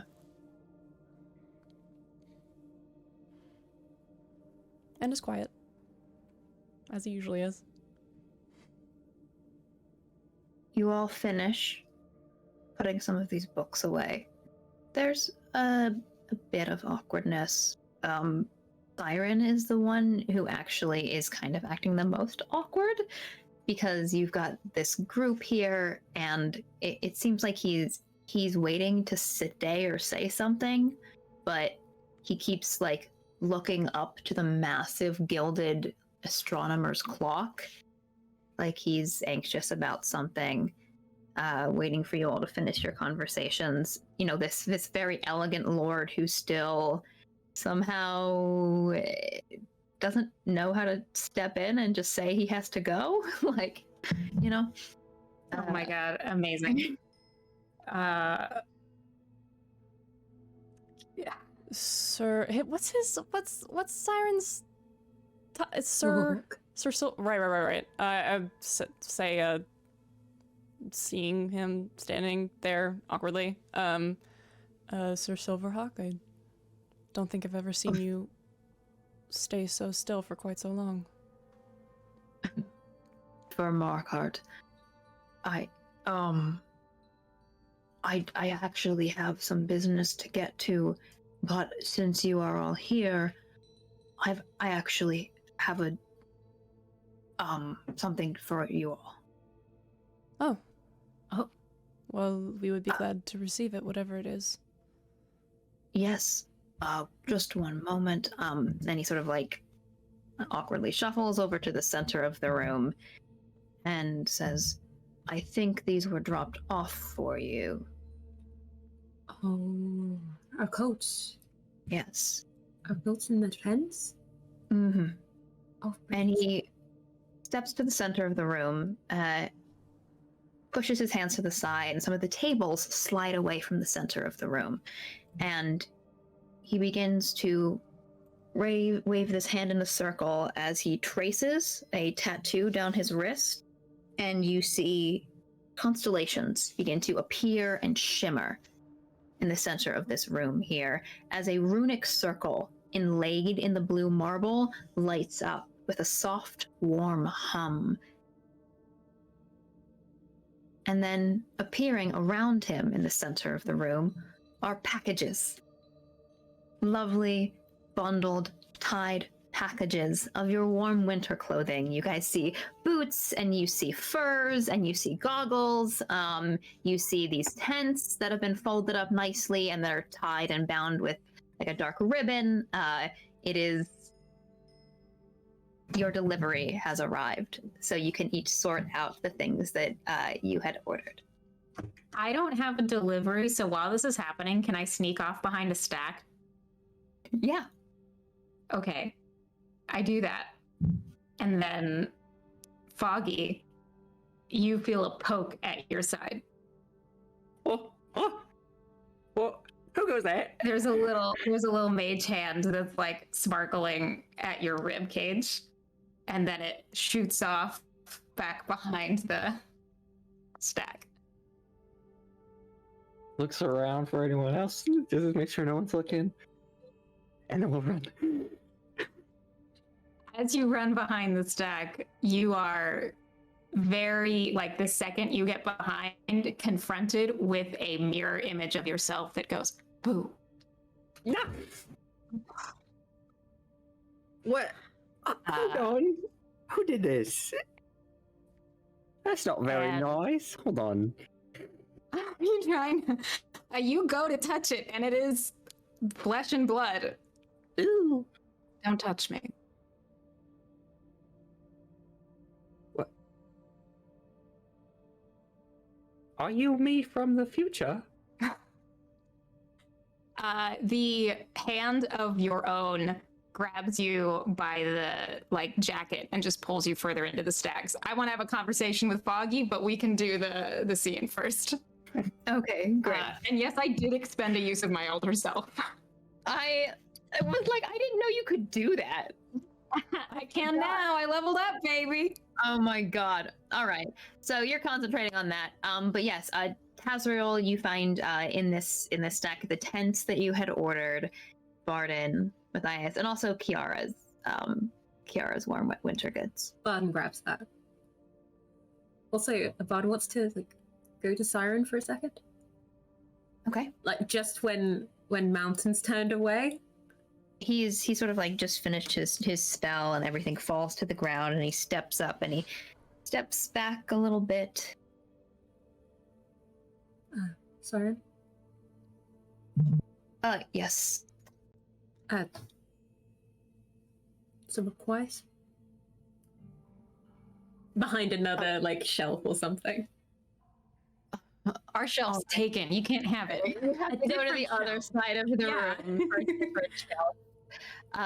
You do that, and so it is Matthias and Taz who are left alone for just a moment. I want to see if you have anything to say before we do one or two more conversation scenes with Barden and with Oesh. If Matthias and Taz have anything to say to each other as they're left alone in this room with Barnstead standing there awkwardly. Where is everybody? How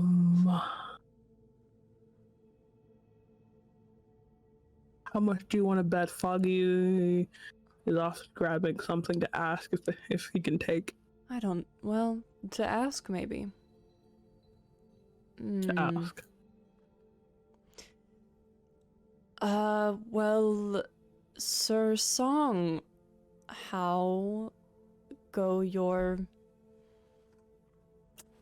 efforts in this town? You two are both knights? Yes. Yes. I have a request to make of you.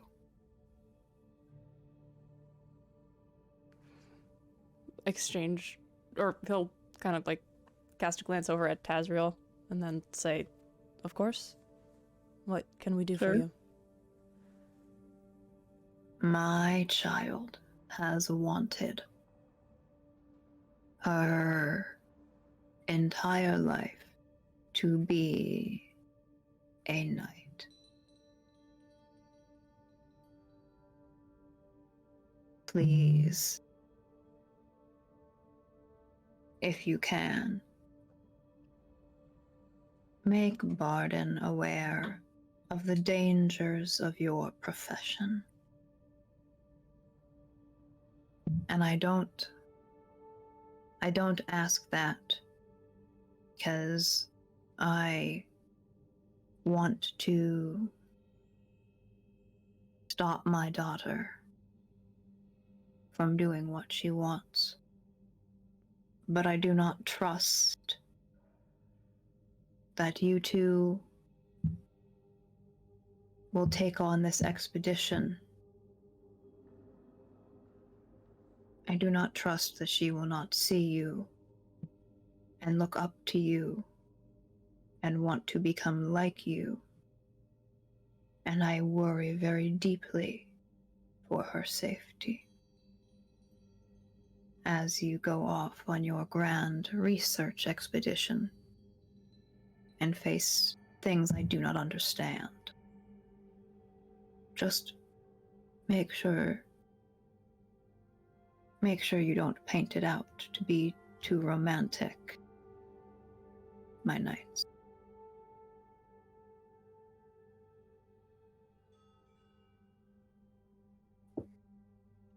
As you say. I'll be completely honest with her about it. The good and the bad.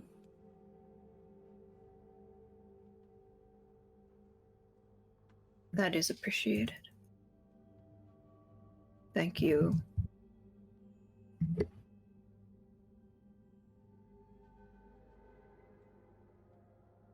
Barden, you've pulled Siren aside. She gently tugs on his sleeve. Another practice motion. When they get round to the side, quietly, just under her breath. So, a witch likes poetry too, huh?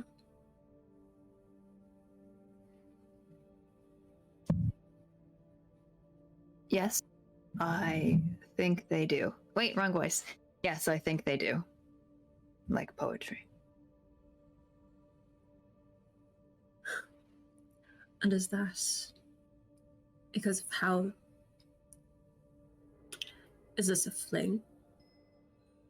Is this just because they're pretty? Or because you trust them? Those are quite a lot of questions to ask your sir. I've always been full of them. Do you trust them? Yes? Actually. But it's not... I trust you too. I mean, I appreciate it, but it's not a competition. It's just that Making sure.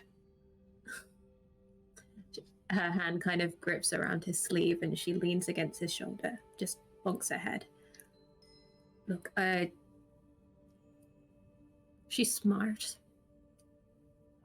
You haven't told her anything, though. Don't worry. I mean, not that I think you would. It's stupid, but...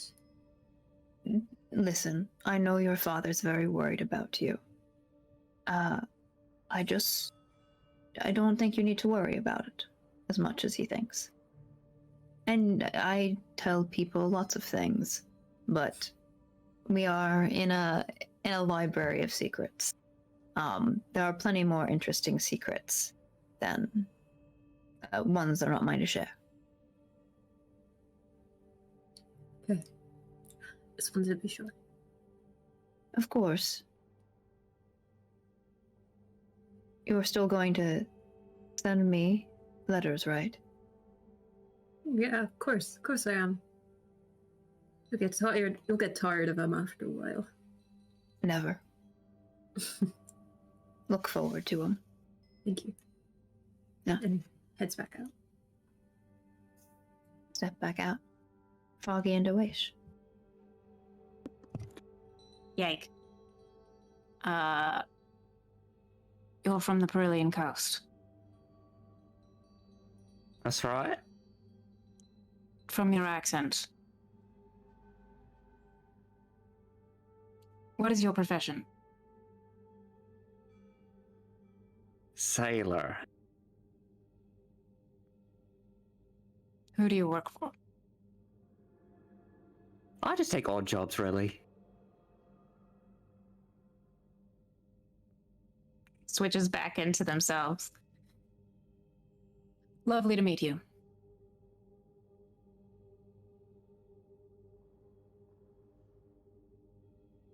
Was that it? Hmm? Was that it? Did you expect something else? Well, you know, I just met you. I was wondering if I could get to know more about you. It's not like your name's completely foreign to me.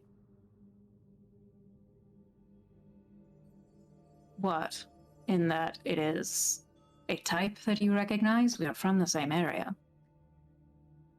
There aren't many people I know named Aish. Well,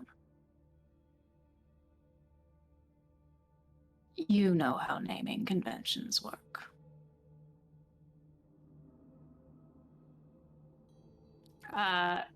Would Foggy know this? I'll explain it if he would. I feel like he would. Explain it. He would. Yeah. Yeah, Foggy would know that the culture that Awaish comes from puts a lot of emphasis on giving children prophetic names. So the names often reflect what parents wish for their children. And so you would know that almost no two names are ever the same, because it's usually a combination of about 3 names that makes a full meaning. I will also add to that usually some fancier, like especially Elvish names from the Skull Atolls, they will often give children sort of a masculine and a feminine name, and let them either pick to use one or both of them as they wish as they grow up. Yeah, and even though you don't probably know Elvish, you don't know Elvish, right? Nope. You would know that Awaish, the ending of it, implies feminine. But yeah, they say you know the culture. Well, you know, if you don't like your name, you don't have to stick by. I mean, I never really had a name. I just picked Foggy because that's just what people told me I was. I was a little foggy a lot of times. So, you know, names aren't a forever thing. It's just, you know, you use it when you need to. I'm glad you found yours. I prefer to keep this one for those who do not know me.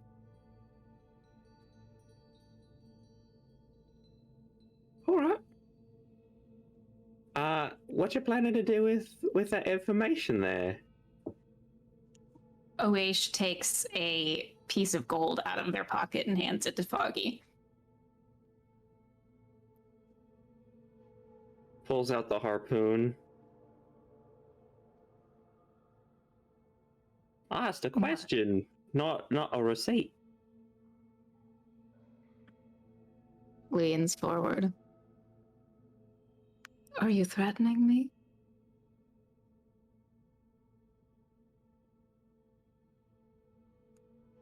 I'm just saying I got a little ammo.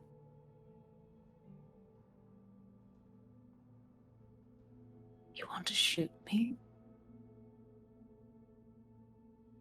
Not really, but you know. Can't just be running around with my name.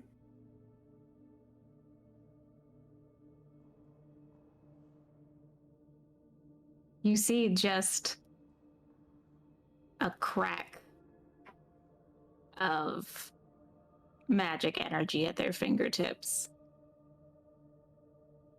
And then they grin wider, almost like a hungry smile. And they say, I wanted information from you, but you don't have it. Oh, well, that's a relief, isn't it? And it just puts away the harpoon. Takes back the gold. I love this little guy so much. As you pull back that harpoon, Foggy, and you lift it, no waste, you take back your gold and Barden and Siren, you step out from that behind that shelf, and Mountain finishes asking Matthias and Taz. You've picked up your bundles, stepping back towards the center of the room. And then Matthias and Taz, so you're looking down towards the center of this glowing runic circle. You hear a and a crack appears in the marble, and it splinters out under your feet, and you feel something shift underneath you. And Siren says next to you, Barden, I didn't turn the eyes back on. And we're going to take a 5-minute break here, and then I need everyone to roll initiative. Yeah, it's initiative time. Wait. I'm He's so good. concerned. We'll see you in a couple minutes. We'll see you guys in a minute. We'll be back soon. Okay, be right back, I guess. Bye.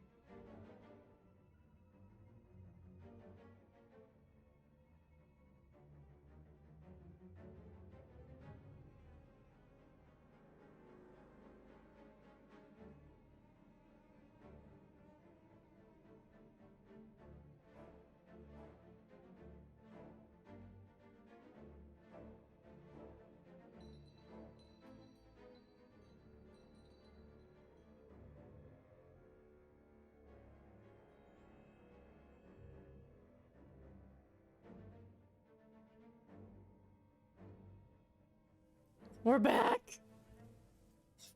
Hello. Oh. Who's Welcome ready for back. some combat? Yeah. Ignore the very spooky things that are about to happen. You don't even see any of them yet. Matthias and Tazriel, you see the crack in the marble grow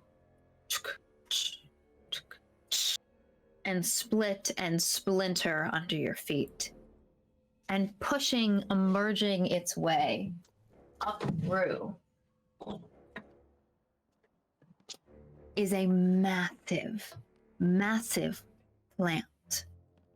And I'm gonna show you here because I got it going on. Oh, look at that angry baby. Wow. Oh my God, he's so cute. That They're is. cute. I was going to. Yeah, I want to hear your theory now. Pussy. Oh my god. Fantastic. That was the theory. Oh my gosh. I was thinking like I want to mix plant and pussy, and then I was like, that's just pussy. But no, you gotta put the L in there.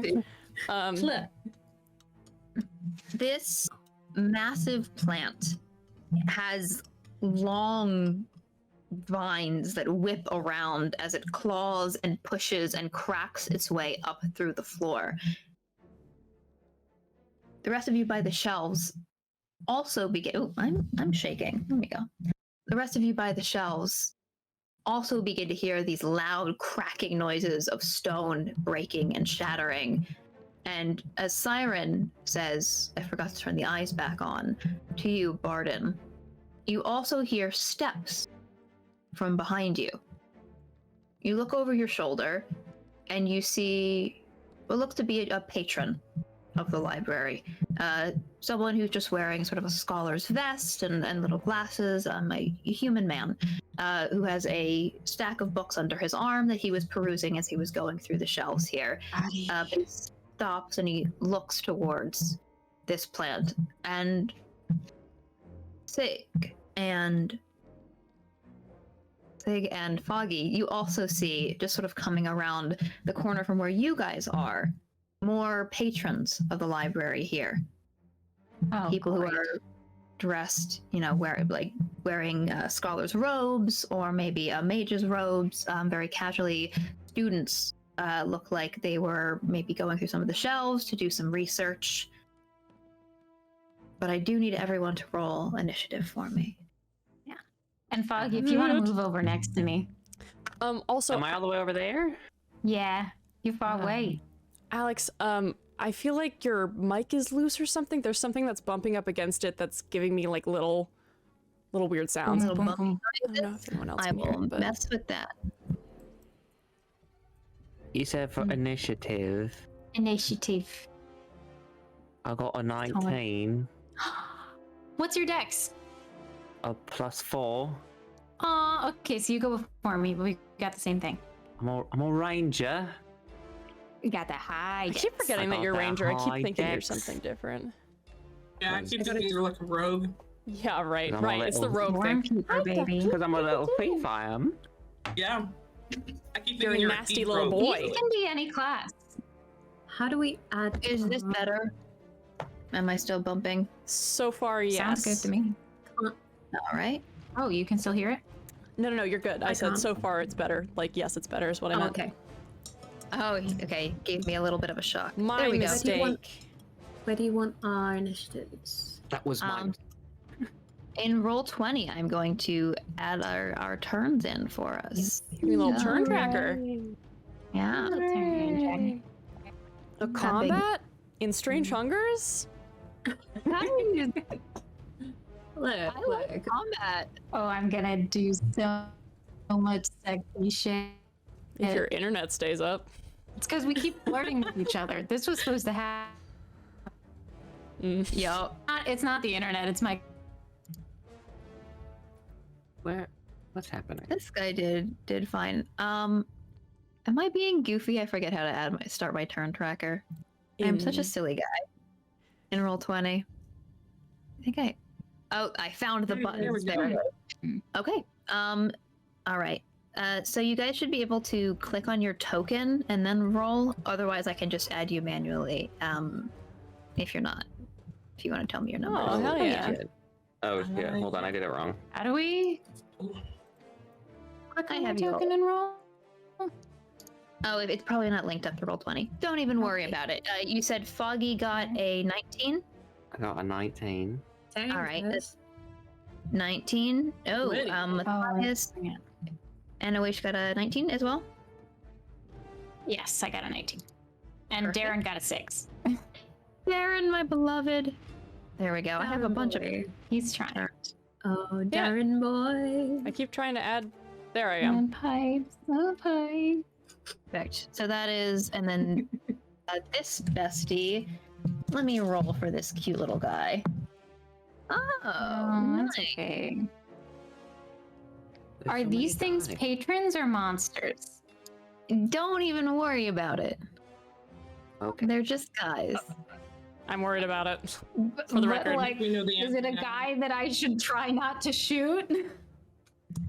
They are patrons. Yeah. Okay.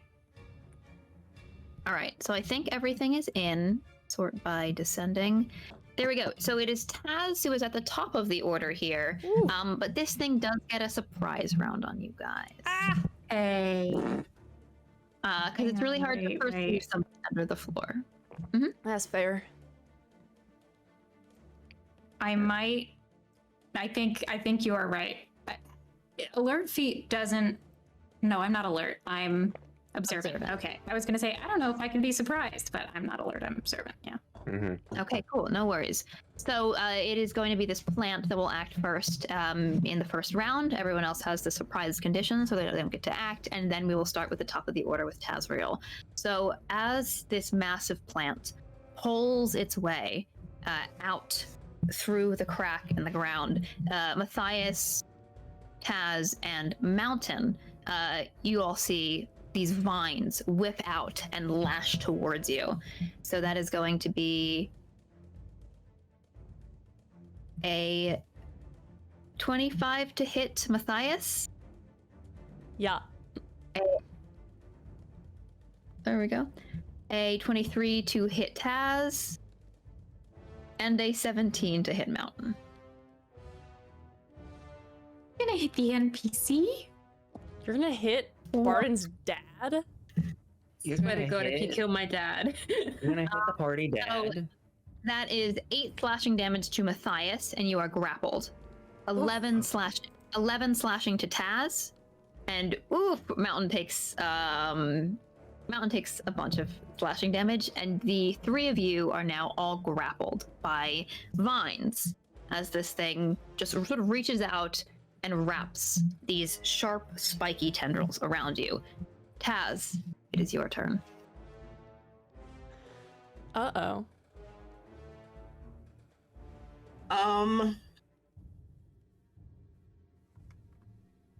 Oh boy. Okay. Quick question. When Mountain takes all this damage, does he cry out or anything? Like, are we aware that Mountain has now gotten hurt? You can all you can see you are either out in the middle, like the vines wrapped around all 3 of you. He was right by you. Yeah, Awesome. he does. He cries out. Awesome. Okay. Well then, Taz, looking at Mountain and looking over at Pardon, angry as hell at this moment. Also very like, what the fuck is happening? I need this creature to make a wisdom saving throw as everybody. I guess actually, given the distance, it would only be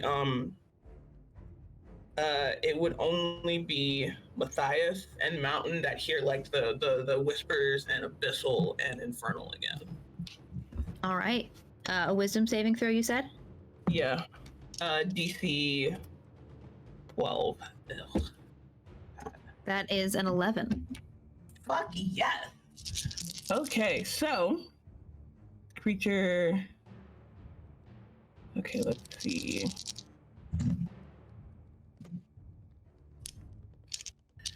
Okay, so the creature's going to take that's not bad. Okay, 11 points of psychic damage, and it must use its reaction to move as far away from me as possible. You said how many points of damage again? 11 points of psychic damage. Nice. Okay.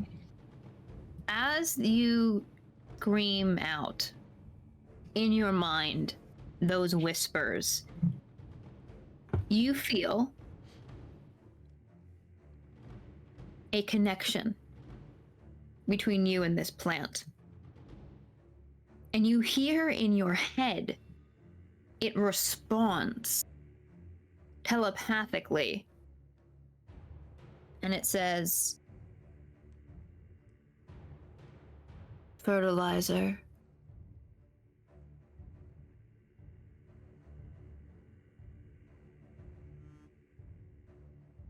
Can I say something back? No. You can say something back out loud if you would like, but you can't say something unless you want a psychic link with it. Oh, absolutely not. If you want. No, I'm not going to say anything back to it. I'm shocked that I heard Okay. that. You are grappled, and you used your action to use that ability, so you cannot move because you're grappled. Next in the order is Foggy. Okay. Foggy is oh shit. I had a plan and then it immediately left. I hate this. So Foggy is going to summon from the one Pico on their shoulder. The rest of them, and they just like pop out as if they were like hiding in one of like Foggy's like sleeves, and they just all like pour out like a deck of cards. And is going to go ahead and focus the swarm towards this little monster guy right in front of me in a way. The person you see before you looks just like a guy. Just like Wait. a scholar. Wait. Let me. Why does it look like a plant? Well, it's just a guy. But it's just a guy. It's just a guy. Okay, then Yeah. in that case, the swarm is going towards Big Boy in the center. Yeah. So your swarm, would you like me to make a little token, pull that out for you? Is this a thing that you can direct? Fabulous. Okay. And how big is your swarm, Foggy? I believe it is. Let me double check. Mm-hmm. Does it say? Does it just surround you? It just says you once on each of your turns, you can cause the swarm to assist you in one of the following ways. It doesn't Got it. say. So I'd Yeah, assume so that- medium. Here we go. Yes. So, yeah, it's a gathered swarm. I'll say it's probably about 10 feet. What target must be moved? Yeah. I'll call that maybe a 10-foot radius around you, and I'll give you a little aura. Okay. There we go. I Going love to. the way that they came out of his sleeve. However, texturally, the implication is hellish. Oh, yes. Here we go. I like to say. So, a swarm of, technically they're intangible. A swarm of intangible nature spirits has bonded itself to you and can assist you while you're alive. The swarm remains in your space, crawling on you or flying or skittering around you. You determine its appearance. So it is crawling around you and on you in your space. Okay.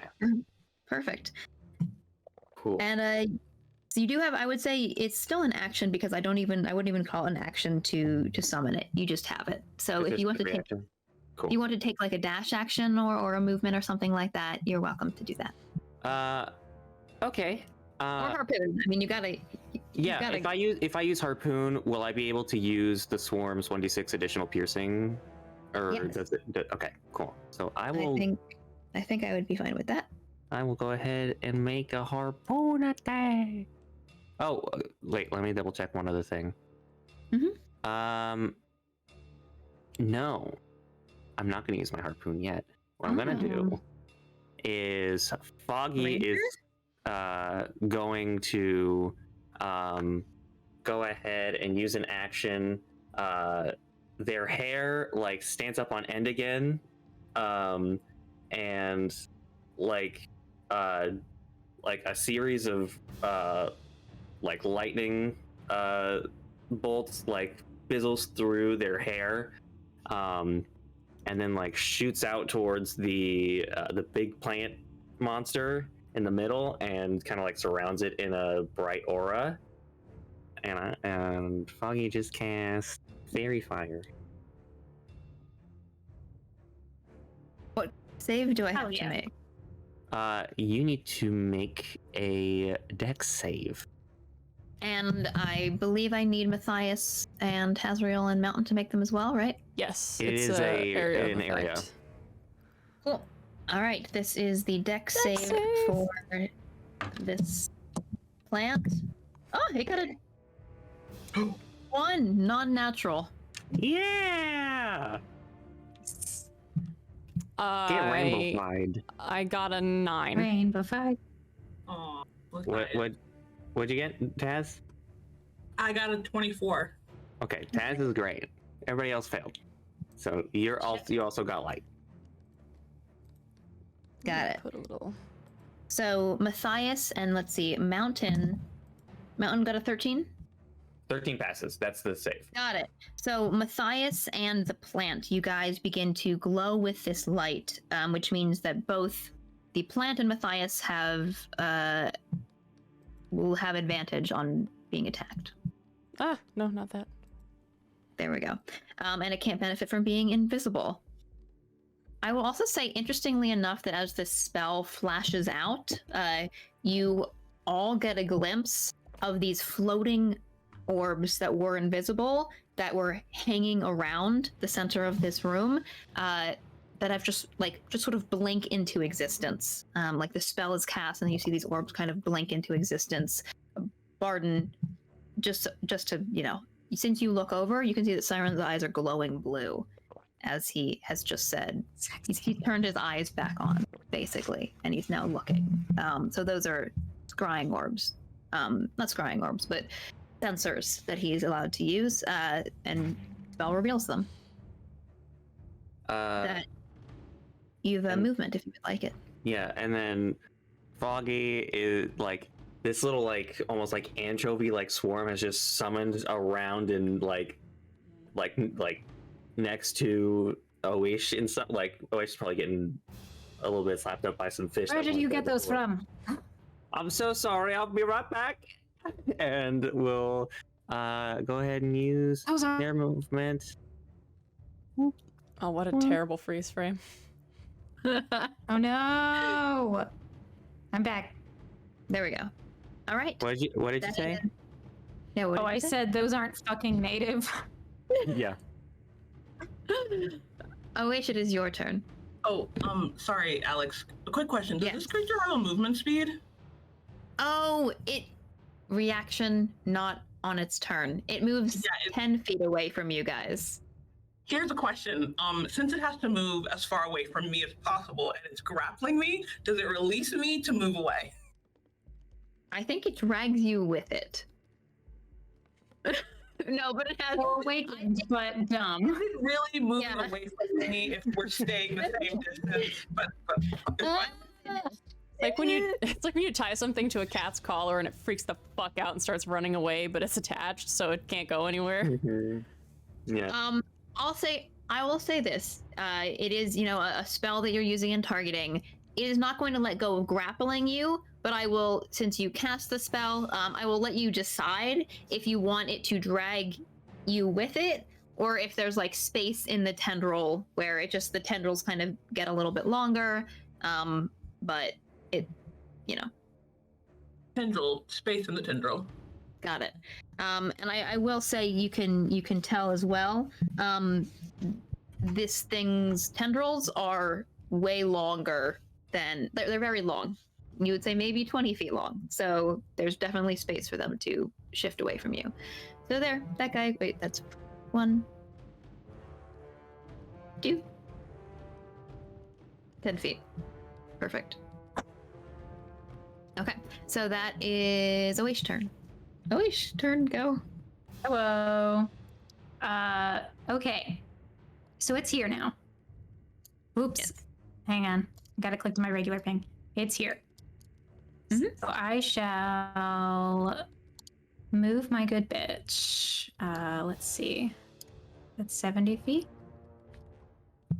I have 30 feet of movement from what I remember. Mhm. So up there we go. Shout out to Darren as I kind of pull him out of my pack and let him fly up into the air and instruct him to follow behind.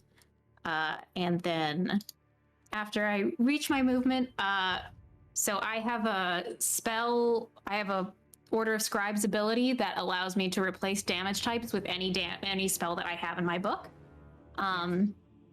So Oish does something very familiar in that they summon 3 glowing darts of magical energy, 4 actually. But at the last second before they cast it, you see them open their mouth as like some runes on the back of their hand alight, and they just pull a ball of fire from their mouth and slam it into the darts and then send them hurtling forward as they replace the damage with fire damage. You want to give me Dragon's the breath ability? damage for that? Because that's magic missile, so you don't need to roll, Yeah. right? That is magic missile, yes. Okay. So 44 plus 4. Come on, big money, no whammies. Big money. Some whammies. That's 15 fire damage. 15. Right. Okay. Then, as you see, these darts they impact, and this thing reaches out with this awful noise that all of you within 120 feet hear inside your minds. This shrieking noise of displeasure and discontent. And you see that as it shrieks, the center of this plant are a series of almost eyeball-looking growths. The eyes sort of move aside, and you can see a gaping, dripping maw of teeth at the center of this writhing, grotesque form. That is your action. Can I want to... Oasia's going to be doing some experimentation with this, so they're paying very close attention to how each spell that they throw at this affects this creature. Got it. You don't think it's vulnerable to fire damage. Oh yeah, cool. 1 down. Okay. Next, it is the creature's turn once again. Which means... I think Taz. That is a 17 to hit you.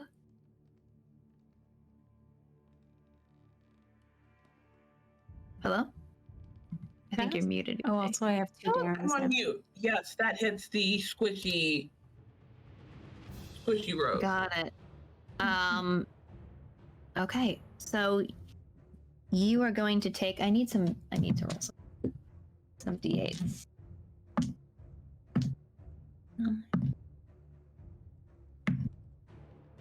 15. That is not very good. You take 19 acid damage, Tazriel. The tendril that's wrapping around you pulses, and you feel these sharp barbs that have dug into you through your tunic send some kind of thick liquid dripping down your arms. And this thing begins to winch you in as you are tugged into its mouth and enveloped. Enveloped, like I have been swallowed. Did you It tugged roll you the into half its or mouth. did you roll the Oni? So you are no longer grappled. You are now restrained. While you are enveloped, you have total cover against attacks and effects originating outside of the pod. You need to make a Constitution saving throw for me. Does that still count with the frightened effect? It's not. It's not Oh! frightened. It's not frightened to me. Oh, sorry, just thought I checked. Yeah. Yeah, no, it's not frightened to me. No. Oh boy. Okay, this is fine. Give me a This is con save. fine. Hold on, let me put the damage in. Yeah. Yeah. Ooh, yeah. Taz is fucking great. This is a lie. All right, and I need to see. Oh, question. Yes. So my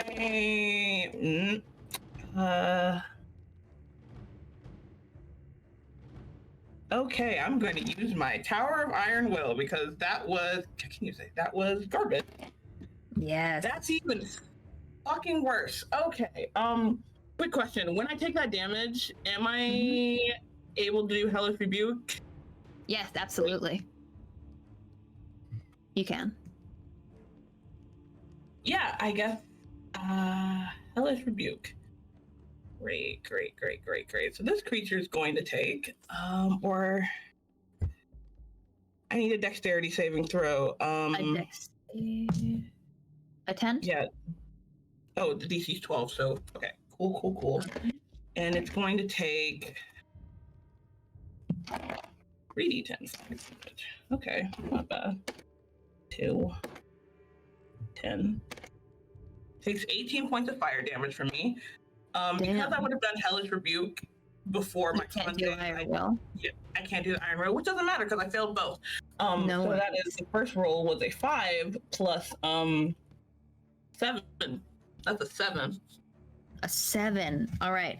So, Taz, you are enveloped by this thing.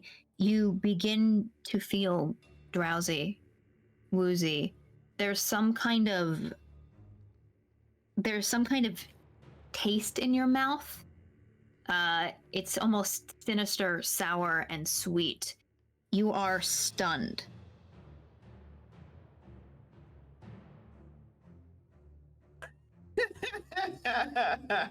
Shit. I love this. I'm stunned inside this creature with 8 hit points, guys. Yes, but you don't have to breathe anymore. I don't have to breathe anymore. Yeah, you no longer need to breathe, Okay. All right. which is good. The mall sort of closes over you, and you find yourself in a too warm darkness. Your head goes foggy. That is the plant's turn. That is its one action, and it doesn't use any movement. It just stays where it is. Matthias. Okay. Okay, bestie. The fuck? So Taz is stunned? That's what is happening Yeah. here? Okay, cool. Sick. Amazing. Matthias is going to use his reaction and is going to channel divinity. Because he is consoined. And so, me, Mountain, Tazriel, and Oesh are all going to benefit from Ossuary Aegis until the end of my next turn. So, sadly, those little bone shards Wait, appear. me, Yes. Matthias, Tazriel? Yeah. Okay, cool. And, If you want, I will allow Mountain. you to have used that reaction in response to Taz being pulled in, if you would like.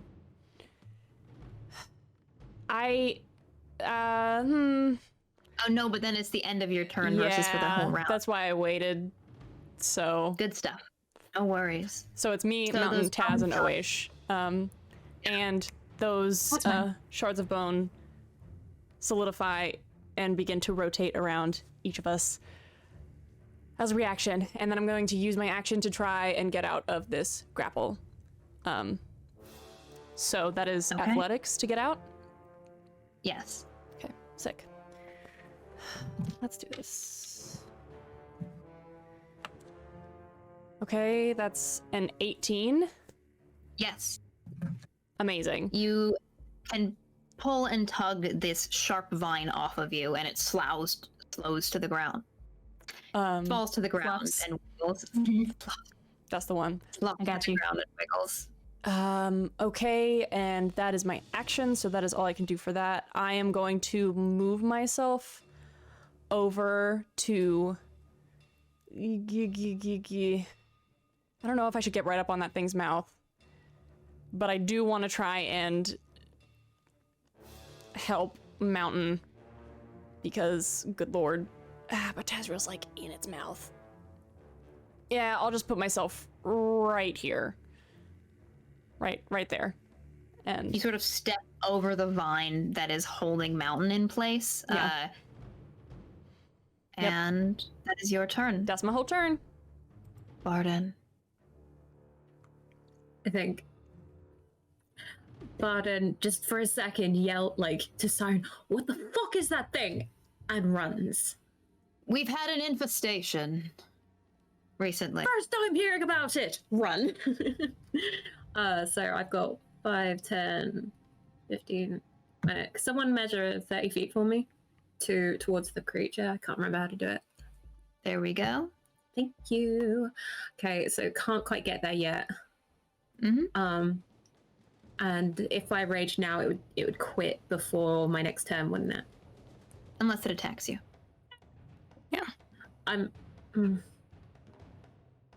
Yeah, I'll bonus action rage just in case it attacks me, because What kind of rage are you doing, Barden? after the conversation we just had, a very plain rage. Thank you. All right. And also, as she's running, sword out, swivels it in her hand, and swings up and casts Bane on it. What Her kind of eyes save? flash. Sorry, been looking through these. Why do I not know this? That is a charisma saving throw. That is a 10.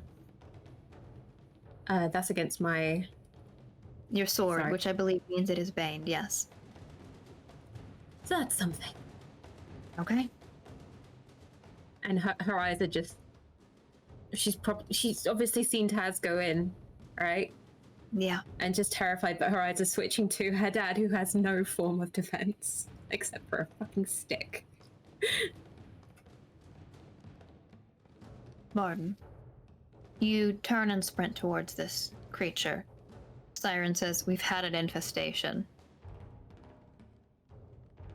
And then the people in this library, many of the scholars, those standing by the shelves, some of them just start stepping towards the plant. And their mouths open and then keep opening and keep opening, and their faces unfold. And you see these little tendrils wiggle their way out. And roots pull away from where they were standing, where they were connected to the ground. And then begin to step towards some of you. Let's see, I think it is this podling steps towards Siren. They have not very far, so one sort of like chases after you, uses his action to dash up next to you. Barden, this one here, that is just enough to get to Awaish, though the scholar that you had just left behind steps up back next to you, Awaish, and near Darren, where Hello. Darren's playing. And this one dashes into here, and this one dashes into here. And then the only one that can actually attack, because it's close enough, is the Scholar. So, Oish, you feel it's a 19 to hit?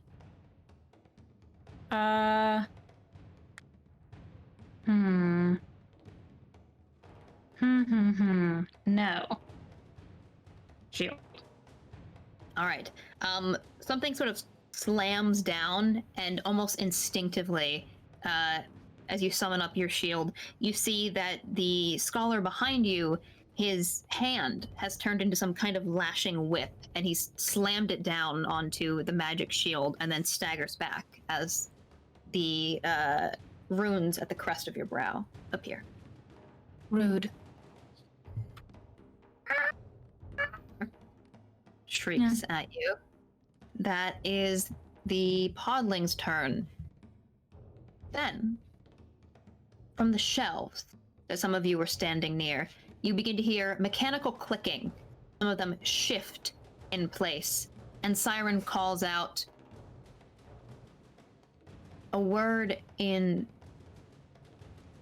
abyssal, I think it would be. No, infernal, actually. Infernal, he says, summon, and blows out sort of a whistling noise, and unfolding from the edges of the shelves where there were this lovely, like, these gold birds and decorations, these little automatons sort of peel themselves out of the bookshelf and begin to clatter their way across the stone floor towards some of these scholars and creatures. So this little guy over here is going to clatter out, get to here. This one is going to step forward as well. Look at them guys, they're so cute. As the library automatons have now been summoned. Do your duty to our school. One creature can see within 40 feet. Bonk. That's 40 feet.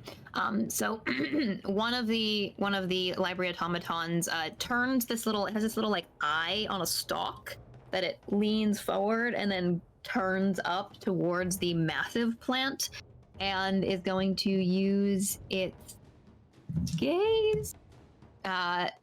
Its gaze of confusion. So this is the plant making a save minus a d4 because it is baned, which makes it a 10. So it takes some psychic damage from this plant. It's a big fight. Everyone's in it. We go fight. Take that damage. There we go. Takes 8 psychic damage from the library automaton, and Siren sort of shouts out, "I've affected its mind. If it helps, disadvantage on int-based checks, saving throws, and attacks until the end of its next turn." Oh. Have int save stuff that is good to use on this creature now. And also, the other automaton targets the podling behind Siren, which is going to be another save, a natural 20. So, okay, that is their turn. It is Darren's turn. Oh, sweet boy. Sweet boy, what shall you do? Well, first of all, I'm going to have him fly up 10 feet in the air, get out of the way of these, like, plant people. Actually, I'll have him fly 20 feet up, just to be safe. Okay. He has the flyby ability, so he won't take an opportunity attack. Yes. And actually, how many feet of blind sight does Darren have? 15 feet? It's not on my sheet. I think 15 feet. I will double check that. It might be a little bit. He has 30 feet. 30 feet. Okay, actually, I'm not going to have him do that. Where this creature came from, right around here, correct? This area?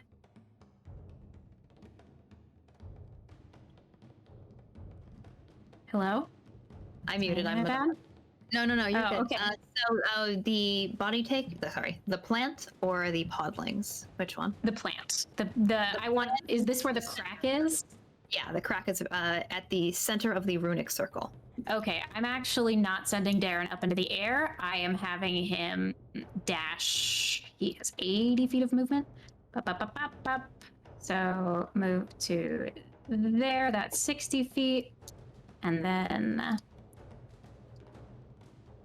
the extra 20 feet there. Bonk. I'm just gonna have him check it out. Okay. So he's just moving. It is back Yeah, to. he can't use his action to look at this point. Yeah. Okay. I did miss Siren's turn. Oh no, Siren summoned his automatons. That was his turn. So it is back to Tazriel at the top of the order. Cool. So right now I'm stunned and restrained. Yes. Is that still the case? You are still stunned and restrained. So when you are stunned, you are incapacitated, which means you can't take actions, you can't move, and you can speak only falteringly. So you can try and speak or call out something falteringly, but while you are incapacitated, you can't take actions or reactions. Which means... Question. Yeah. Sorry. No, go. That has nothing to do with my mind-to-mind connection, correct? I can still speak freely that way? Yes, you can still speak freely to... Oh! Yes, you can still speak freely to Barden. Nice. Yeah, the thing's up for 5 hours. Sorry, I didn't tell you that before. No, I love that. Perfect. Okay, so just to put down the mindset here, Taz has taken a shit ton of damage in a quick moment. The last time he took this much damage was literally with the rock. He's in dire straits here, and I think he definitely thinks, welp, I'm going to die here, and is panicking, and takes a moment of like, doesn't know what he's doing, and then he's like, Barden, my mother's name's Davari Amory. Tell her I love her. Tell Amros and Kanan I'm sorry, and I would have spent the rest of my life trying to make it up to them. Please help me though. In a much more like, you definitely get the feeling he thinks he's about to die in here. Like, and that's what he says to you. That's like the last thing he says to you in that moment. You're not dying. Shut up! And just keeps running. All right. Stop that. Don't. No. So Taz, that is your turn. It is Foggy. Okay. It's my turn. Okay, so we got a bunch of these little rat bastard podling motherfuckers. Yeah. God. So I'm gonna go ahead and I want to double check something. Also, important to remember, no one has attacked the plant yet, but fairy fire is Yes, still... You know what? I'm just gonna do some cool shit. Is Hunter's Mark, is that concentration too? I don't think so. Hunter's Mark is concentration. Actually, no, it is. Okay. Hunter's In that Mark case, drop. I will simply use favorite foe to get a D4 instead of a D6. Alas. And just gonna go ahead and do a little bop, a little boop 'em with my harpoon. Make an attack roll with advantage. Ooh. With advantage? Yeah. Well, I got the first one's pretty good. They were the same number. That's a 24 to hit. I think that'll hit, actually. Okay. Maybe. That's Maybe good. that'll hit. So I got D4 from from favorite foe. I think a D6 from my swarm as well. Ooh, yes. When you hit a creature with an attack roll, your swarm adds a D6, so you add D4 and a D6. Yeah. Okay, I got a couple. I got a small little sample of dice here. Okay. I got 7 plus 3 plus 1 is 11. 11 Oh. piercing damage. Yeah. It doesn't seem quite as effective. Oh wait, no. It is favored foe swarm. No, I would say that actually works. So it does sort of sink through one of those little eye pustules and pop it, and you see one of the little fish sort of like travels along. Like as you shoot off the harpoon, one of the little fish flies out of the swarm with it, and there's a sort of splash burst of water as the arrow lands along with the blood. Well, not blood, along with the plant goop as it pops. Is the fish still there, or is it gone? It's flopping. It's just hanging out. It's just flopping on the guy. Yep. Well, they're immaterial fish, so. I'm gonna beat the fuck out of this guy. Fish flop. And then gonna. Damn it, that's also concentration. Damn it, I picked too many concentration spells. Anyway, going to wait a minute. What is fucking cure wounds? No, that's an action. Damn it. Yeah. I'll get to you soon. Is going to go ahead and hop over towards fucking the Now this is a tough decision. So if I move into the area of this little podling thing, will it get hit by the swarm? It won't. The swarm can only do it once on your turn. It's only for melee, right? Yeah. No, the swarm. So basically, once on each of your turns, the swarm can assist you. So the swarm has already assisted you on this turn with the attack that you just made against this plant. It doesn't actually have to be in a space because it's not really like a space effect. It's just one on your turn. You can have it do one of its 3 things it can do. Okay. Well, in that case, I'm just gonna go ahead and move over towards who's in 1, 2, 3, 4. I'll stand in between Matthias and Mountain. Y'all are defending the dad. Dad defend. He's a normal guy, not even wearing armor. He's just a dude. He's just a dude. He's the civilian, of course we're protecting him. I'm surprised he's still up right now, honestly. The fact that I have to choose between Taz and Mountain on my turn, hurtful, heinous. Oh, Aish, it is your go. Is the ossuary Aegis still on me? Yes. And that makes me resistant to pain? You are resistant to all damage. Yeah. So I'll only take half. Okay. I'm going to walk away from this bitch and just say, you're not worth my time. It's going to try and bonk you with a 22. Jesus. 22 will hit. Okay. And this, you take 6 bludgeoning damage, half to 3. Okay. And I move up to here. Darren is not there. There's just 2 Darrens on the map right now. Oh, I will delete this one. Hell yeah. Let me put that damage in.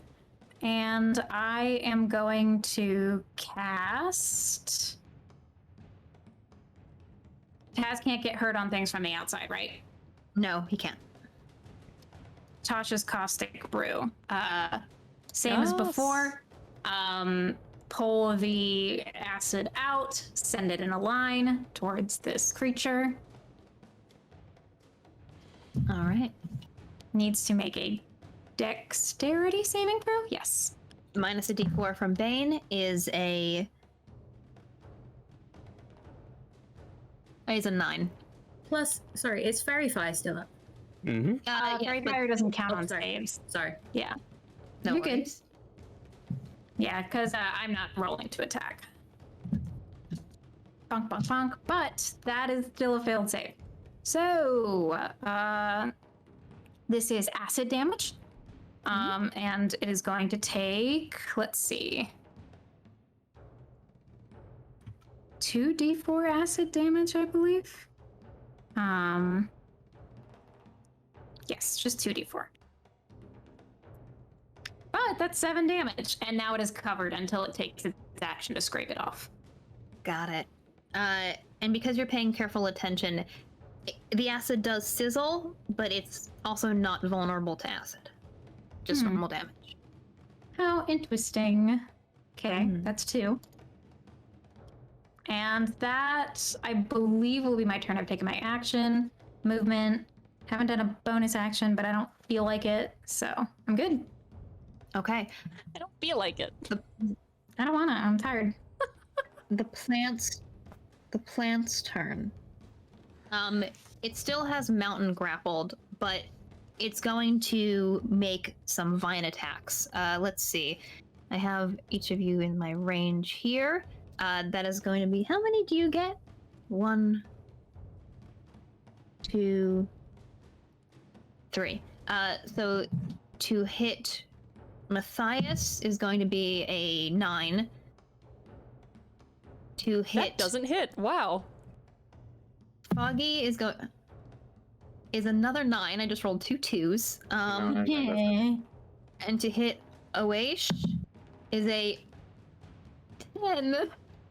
Oh, get wrecked, plan. Suck My guy. A 2 and a 3. Wait, it has advantage on attacking Matthias because he's fairy fired. Oh, you love that, don't you? Take You 2d4 love more that, damage too, though. I'll take. You can roll your damage, but I just got a 19, so 26 hit. Wait, what about Bane? Oh. Okay, it's... Oh. 23 hit Matthias. Yes, a 23 still hits Matthias. Take But I 7 do more take half damage. You do. 7 more damage. 22 to hit. Okay. All So right. I took 7 points. Is that already halved, or can I have that? Oh no! I haven't rolled the damage for you Oh. yet. I thought you said 7 that for some is- reason. It was the damage it took. That is 9. 13 damage halved to God, 6. Fucking Christ. Okay. And you are grappled once again. Ah. The other vines, as they sort of like plow out, you can see they begin to sizzle with the acid of the spell, and just sort of like retreat back away from Foggy and Dewaish, but with that glowing light around you, Matthias, and as close as you are, one of the sort of like curled roots at the base of this plant just begins to like wrap around your ankles with that slashing damage and sort of tug you in closer. But What a yeah, bitch. mountains can't move, and it is back to your turn, Matthias. Okay, can I use my action to pry Tazriel out of this thing's mouth? Yes, you can. Okay, I am going to attempt to do that. You can give me a strength check. Cool. That's... I'm going to also argue that you have advantage on it because of fairy fire. Oh, cool. Oh, Nice. that's even better. That's a 23 athletics check. You pull Tazriel out of its mouth. Yeah. You can Pry like it get open. your hands in. You can feel like the sticky sap. And as you like pull it open, some kind of green like mist like is released from the inside of here, and you can pull Tazriel out of its mouth. Gross. Nice. I Yeah. hold my breath so I don't breathe that mist in, and I pull, get my arms underneath his shoulders and through his armpits, and I just heave him out while my feet stay in the same place because I'm still grappled, and just kind of like turn behind me and let him go on the floor, and I look at Foggy and I'm like, help. As soon as you catch a breath of air outside of the pod, Tazriel, you are no longer stunned. You can, whatever Nice. enzymes the plant is releasing are just inside it. So you are pulled out of it. You are no longer stunned. And I'm also not grappled at this point, right? Because the tentacles You are are already no- whatever the fuck. Yeah, you're not grappled or restrained anymore. Cool. And well, actually, let me just take a look real quick. Sorry. I think that that's gonna be it for me. Yeah, that's all I can do. So that's my turn. Okay. Siren steps forward, says, "Not in my library." What a nerd. Wow, he's so hot. You're a nerd too. What? And he reaches behind him and he pulls out of thin air a glittering sword All right.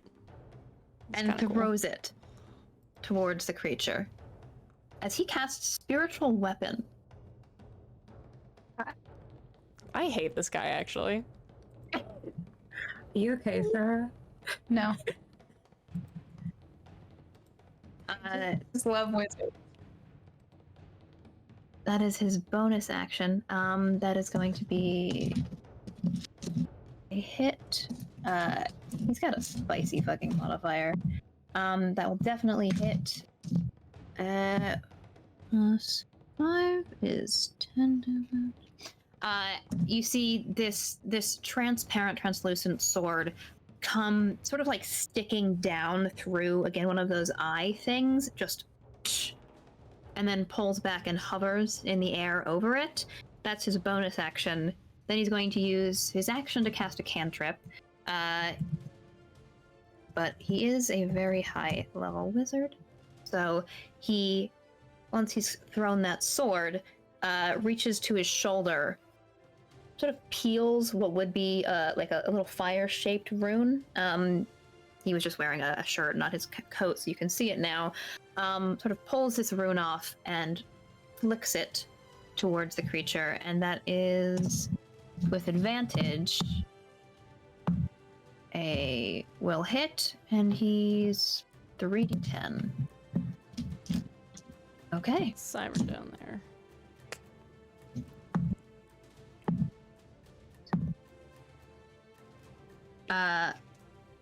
As he hurls this little bolt of flame, it splits into 3 bolts, almost similar to Oasia's magic missile, actually, but a very different spell, different way to cast it.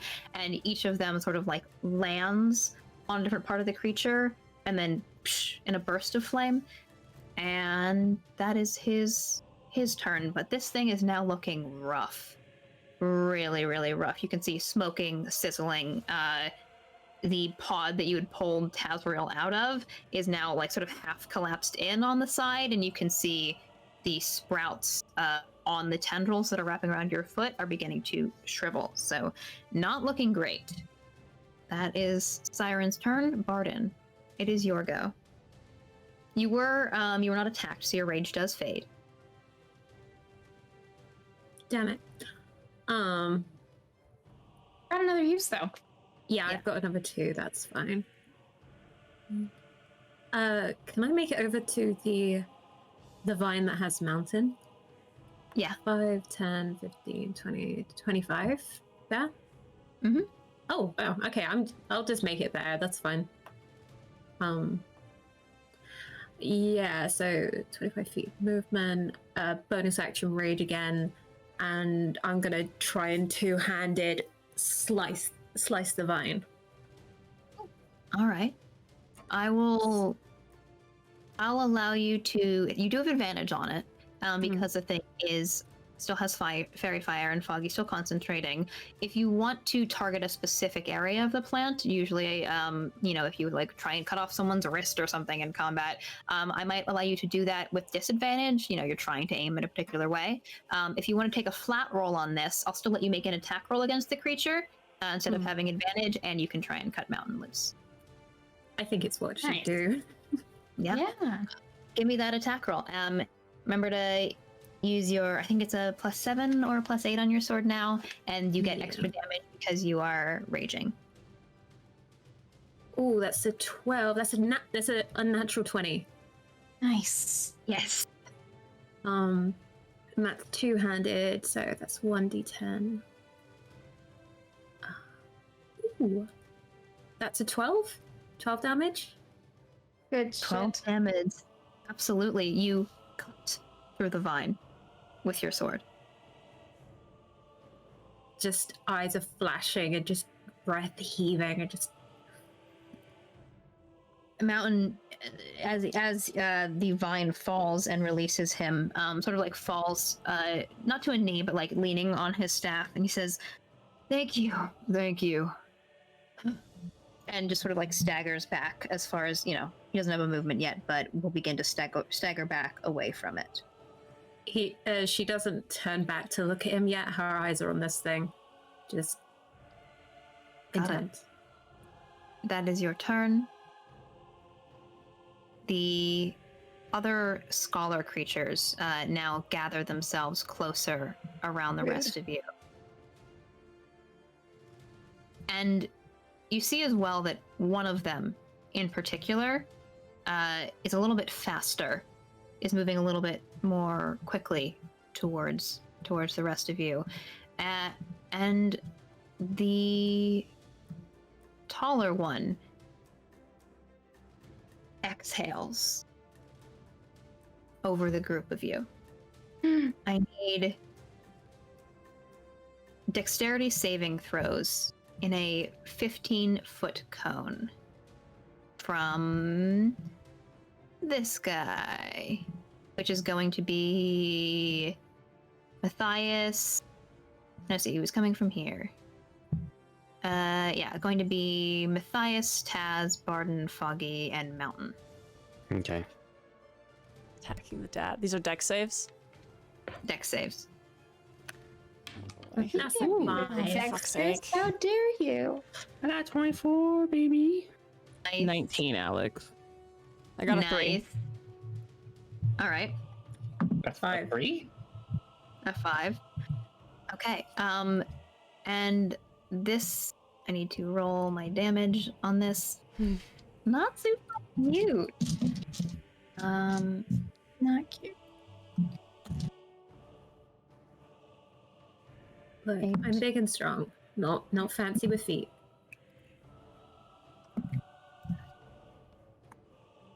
That is 24 points of acid damage if you do not save, Tough. 12 points if you do save. Not Your boy's great. unconscious. I don't think boy. it's half for you, Shan, because it's not piercing, slashing, or bludgeoning. Boo. You also do have advantage on the saves, Shan, because you're a barbarian. So if you want to roll it again, Oh, forgot about that. Thank you. Hell yeah. no worries. Danger sense. Oh, that's a 17. That'll save. So you only take 12 points of Thank acid. you. So Taz goes out.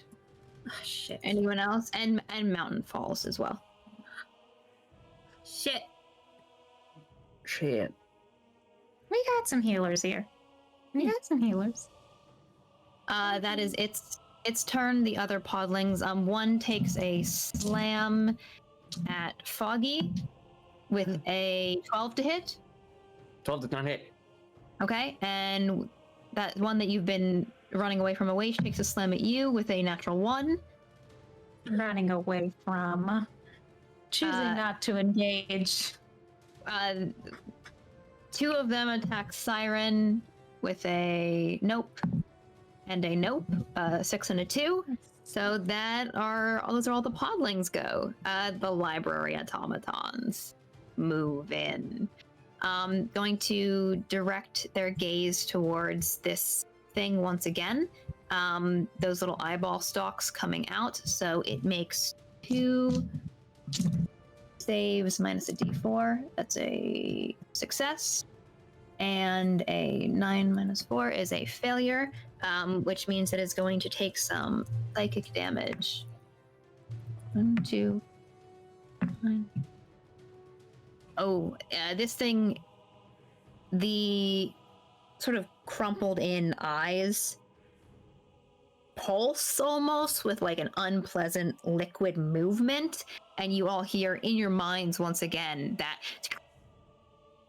is that picking up? Maybe not. A little bit. A little bit. A high-pitched screech in your minds as it takes some more psychic damage. At this point, like with the sort of flaming vines, the way it's sort of collapsing back into the crack on the floor, looks like a pretty stiff breeze could knock it over. It is Darren's turn. Can Darren just get a look at that crack? Oh yeah. Yeah, You want to give me a perception check for him? You Can also make I? it an if you Yeah, want. can I have him investigate? Yeah. Because he's smart, but he's dumb. No. Okay. He has a +2 to investigation. Come on, give me the d20 and free my soul. 16. 16. As you, as Darren sort of like leans in from where he is up here, what he sees and what he describes to you is some kind of garden down through the crack. The edges of the crack past where the floor has been sort of pushed back and broken, the edges of the crack shimmer. Not really shimmer, it's more like there's this deep, unsettling glow. Not like the glow that you see when you step through a tomb gate. Not like the shimmer as they shimmer into existence. But almost like an oil spill on the surface of water if it was and blue lights shimmering. Some kind of tear. And then down through that tear, you see a garden. Darren sees a garden. He describes to you just a quick glimpse of statues of some kind, of dark trees, almost of a black color with these similar like eyeball leaves that are on them. The ground in this garden is rippling and overgrown with roots of a similar texture to the vines of this creature, and it is still connected down in through this hole. There's some like one thin root he can see that connects it to this garden, even as it was pushed away. It's the reason it's not moving very far from the crack. Interesting. Okay, cool. Thank you. Yep. Information. Tazriel, would you make a death saving throw for me? Hey now.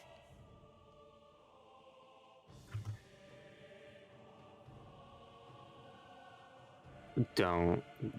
You know, I was thinking to myself, and I probably spoke this into existence. Wouldn't it be so fucked if I rolled a 1?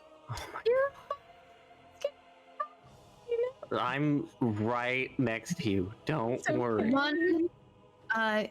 You do have inspiration if you would like to reroll that 1. Oh, wait. I'm sorry. Actually, I'm actually not down. I totally lied. Yeah. Because you're a damn asshole.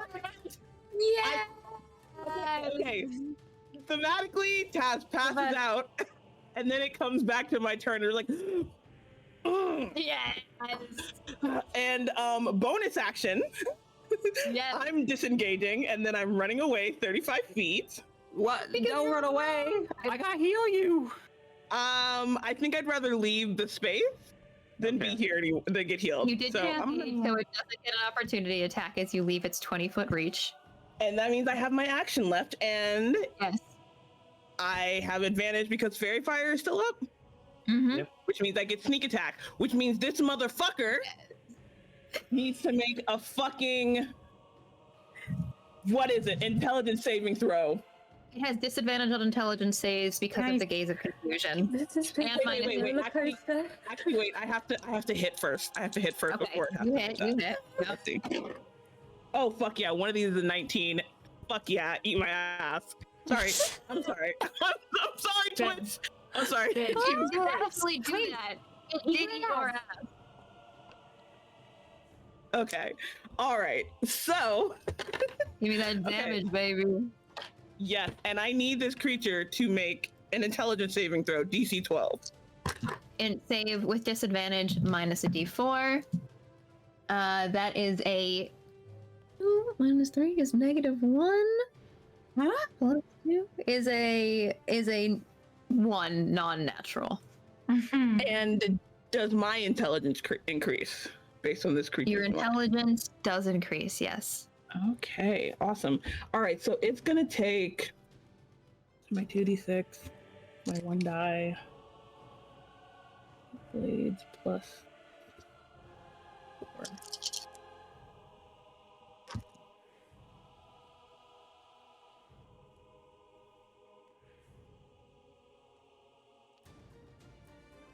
Bitch. Kill that plane. I'm shivering with Kill that plane. Well, Anticipate. 19 points of damage. Patient.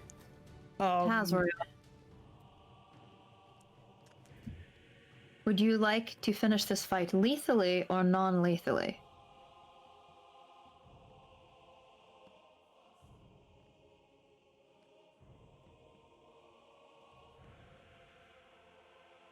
Lethally. Fuck this thing. Kill it. Would you describe for me how you take Yes. out this plant? So I summon my side dagger, which typically when anybody's seen it, it's that regular blue color, but there's like it's just this kind of blue, kind of swirling energy. But right now it's also got this like deep dark tinge of like black in it, so it looks very foreboding. And I summon the dagger and I look at the creature and say, fertilizer. Release the dagger from my hand, it disappears, and then right as it's about to connect with the creature again, appears and hits it like right in that middle part, that little bud, and then the energy just like from out of it. The energy of your dagger resonates around the room. The runic circle on the floor where it had shattered and stopped glowing just glows for a moment as that psychic energy releases out around it, and simultaneously as this thing once more lets out a final high-pitched screech in your minds. Each of the podlings, these strange plant-like people, just melt into a slurry onto the floor. You see little sprouts and shoots just dripping across this library.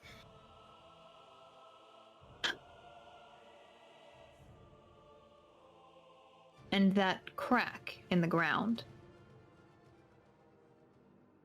that strange shimmer, it fades away. And Darren relays to you, Awaish, just pipes and flooring and marble. Good job. And that is where we are going to end session for today. Oh, I love ending session at the end of a combat. Thank you so much for joining us. We will see if Foggy will be back with us next week. We're going to talk about that and see. But I want to say thank you everyone so much for watching Strange Hungers and sticking with us through our longer episode and some tech difficulties. We love you very much. And a big shout out to Soundhail for our music once again. And also shout out to Ori the cartographer. Once again, if you loved this map, you should go support them. They're on Twitter. They have a Patreon. Go buy their maps because they're super, super beautiful. Thank you all for watching. Oh yeah, and thank you for playing, Foggy. Yeah, thank you for playing. Okay, All right. Ooh, Bye. Bye. bye.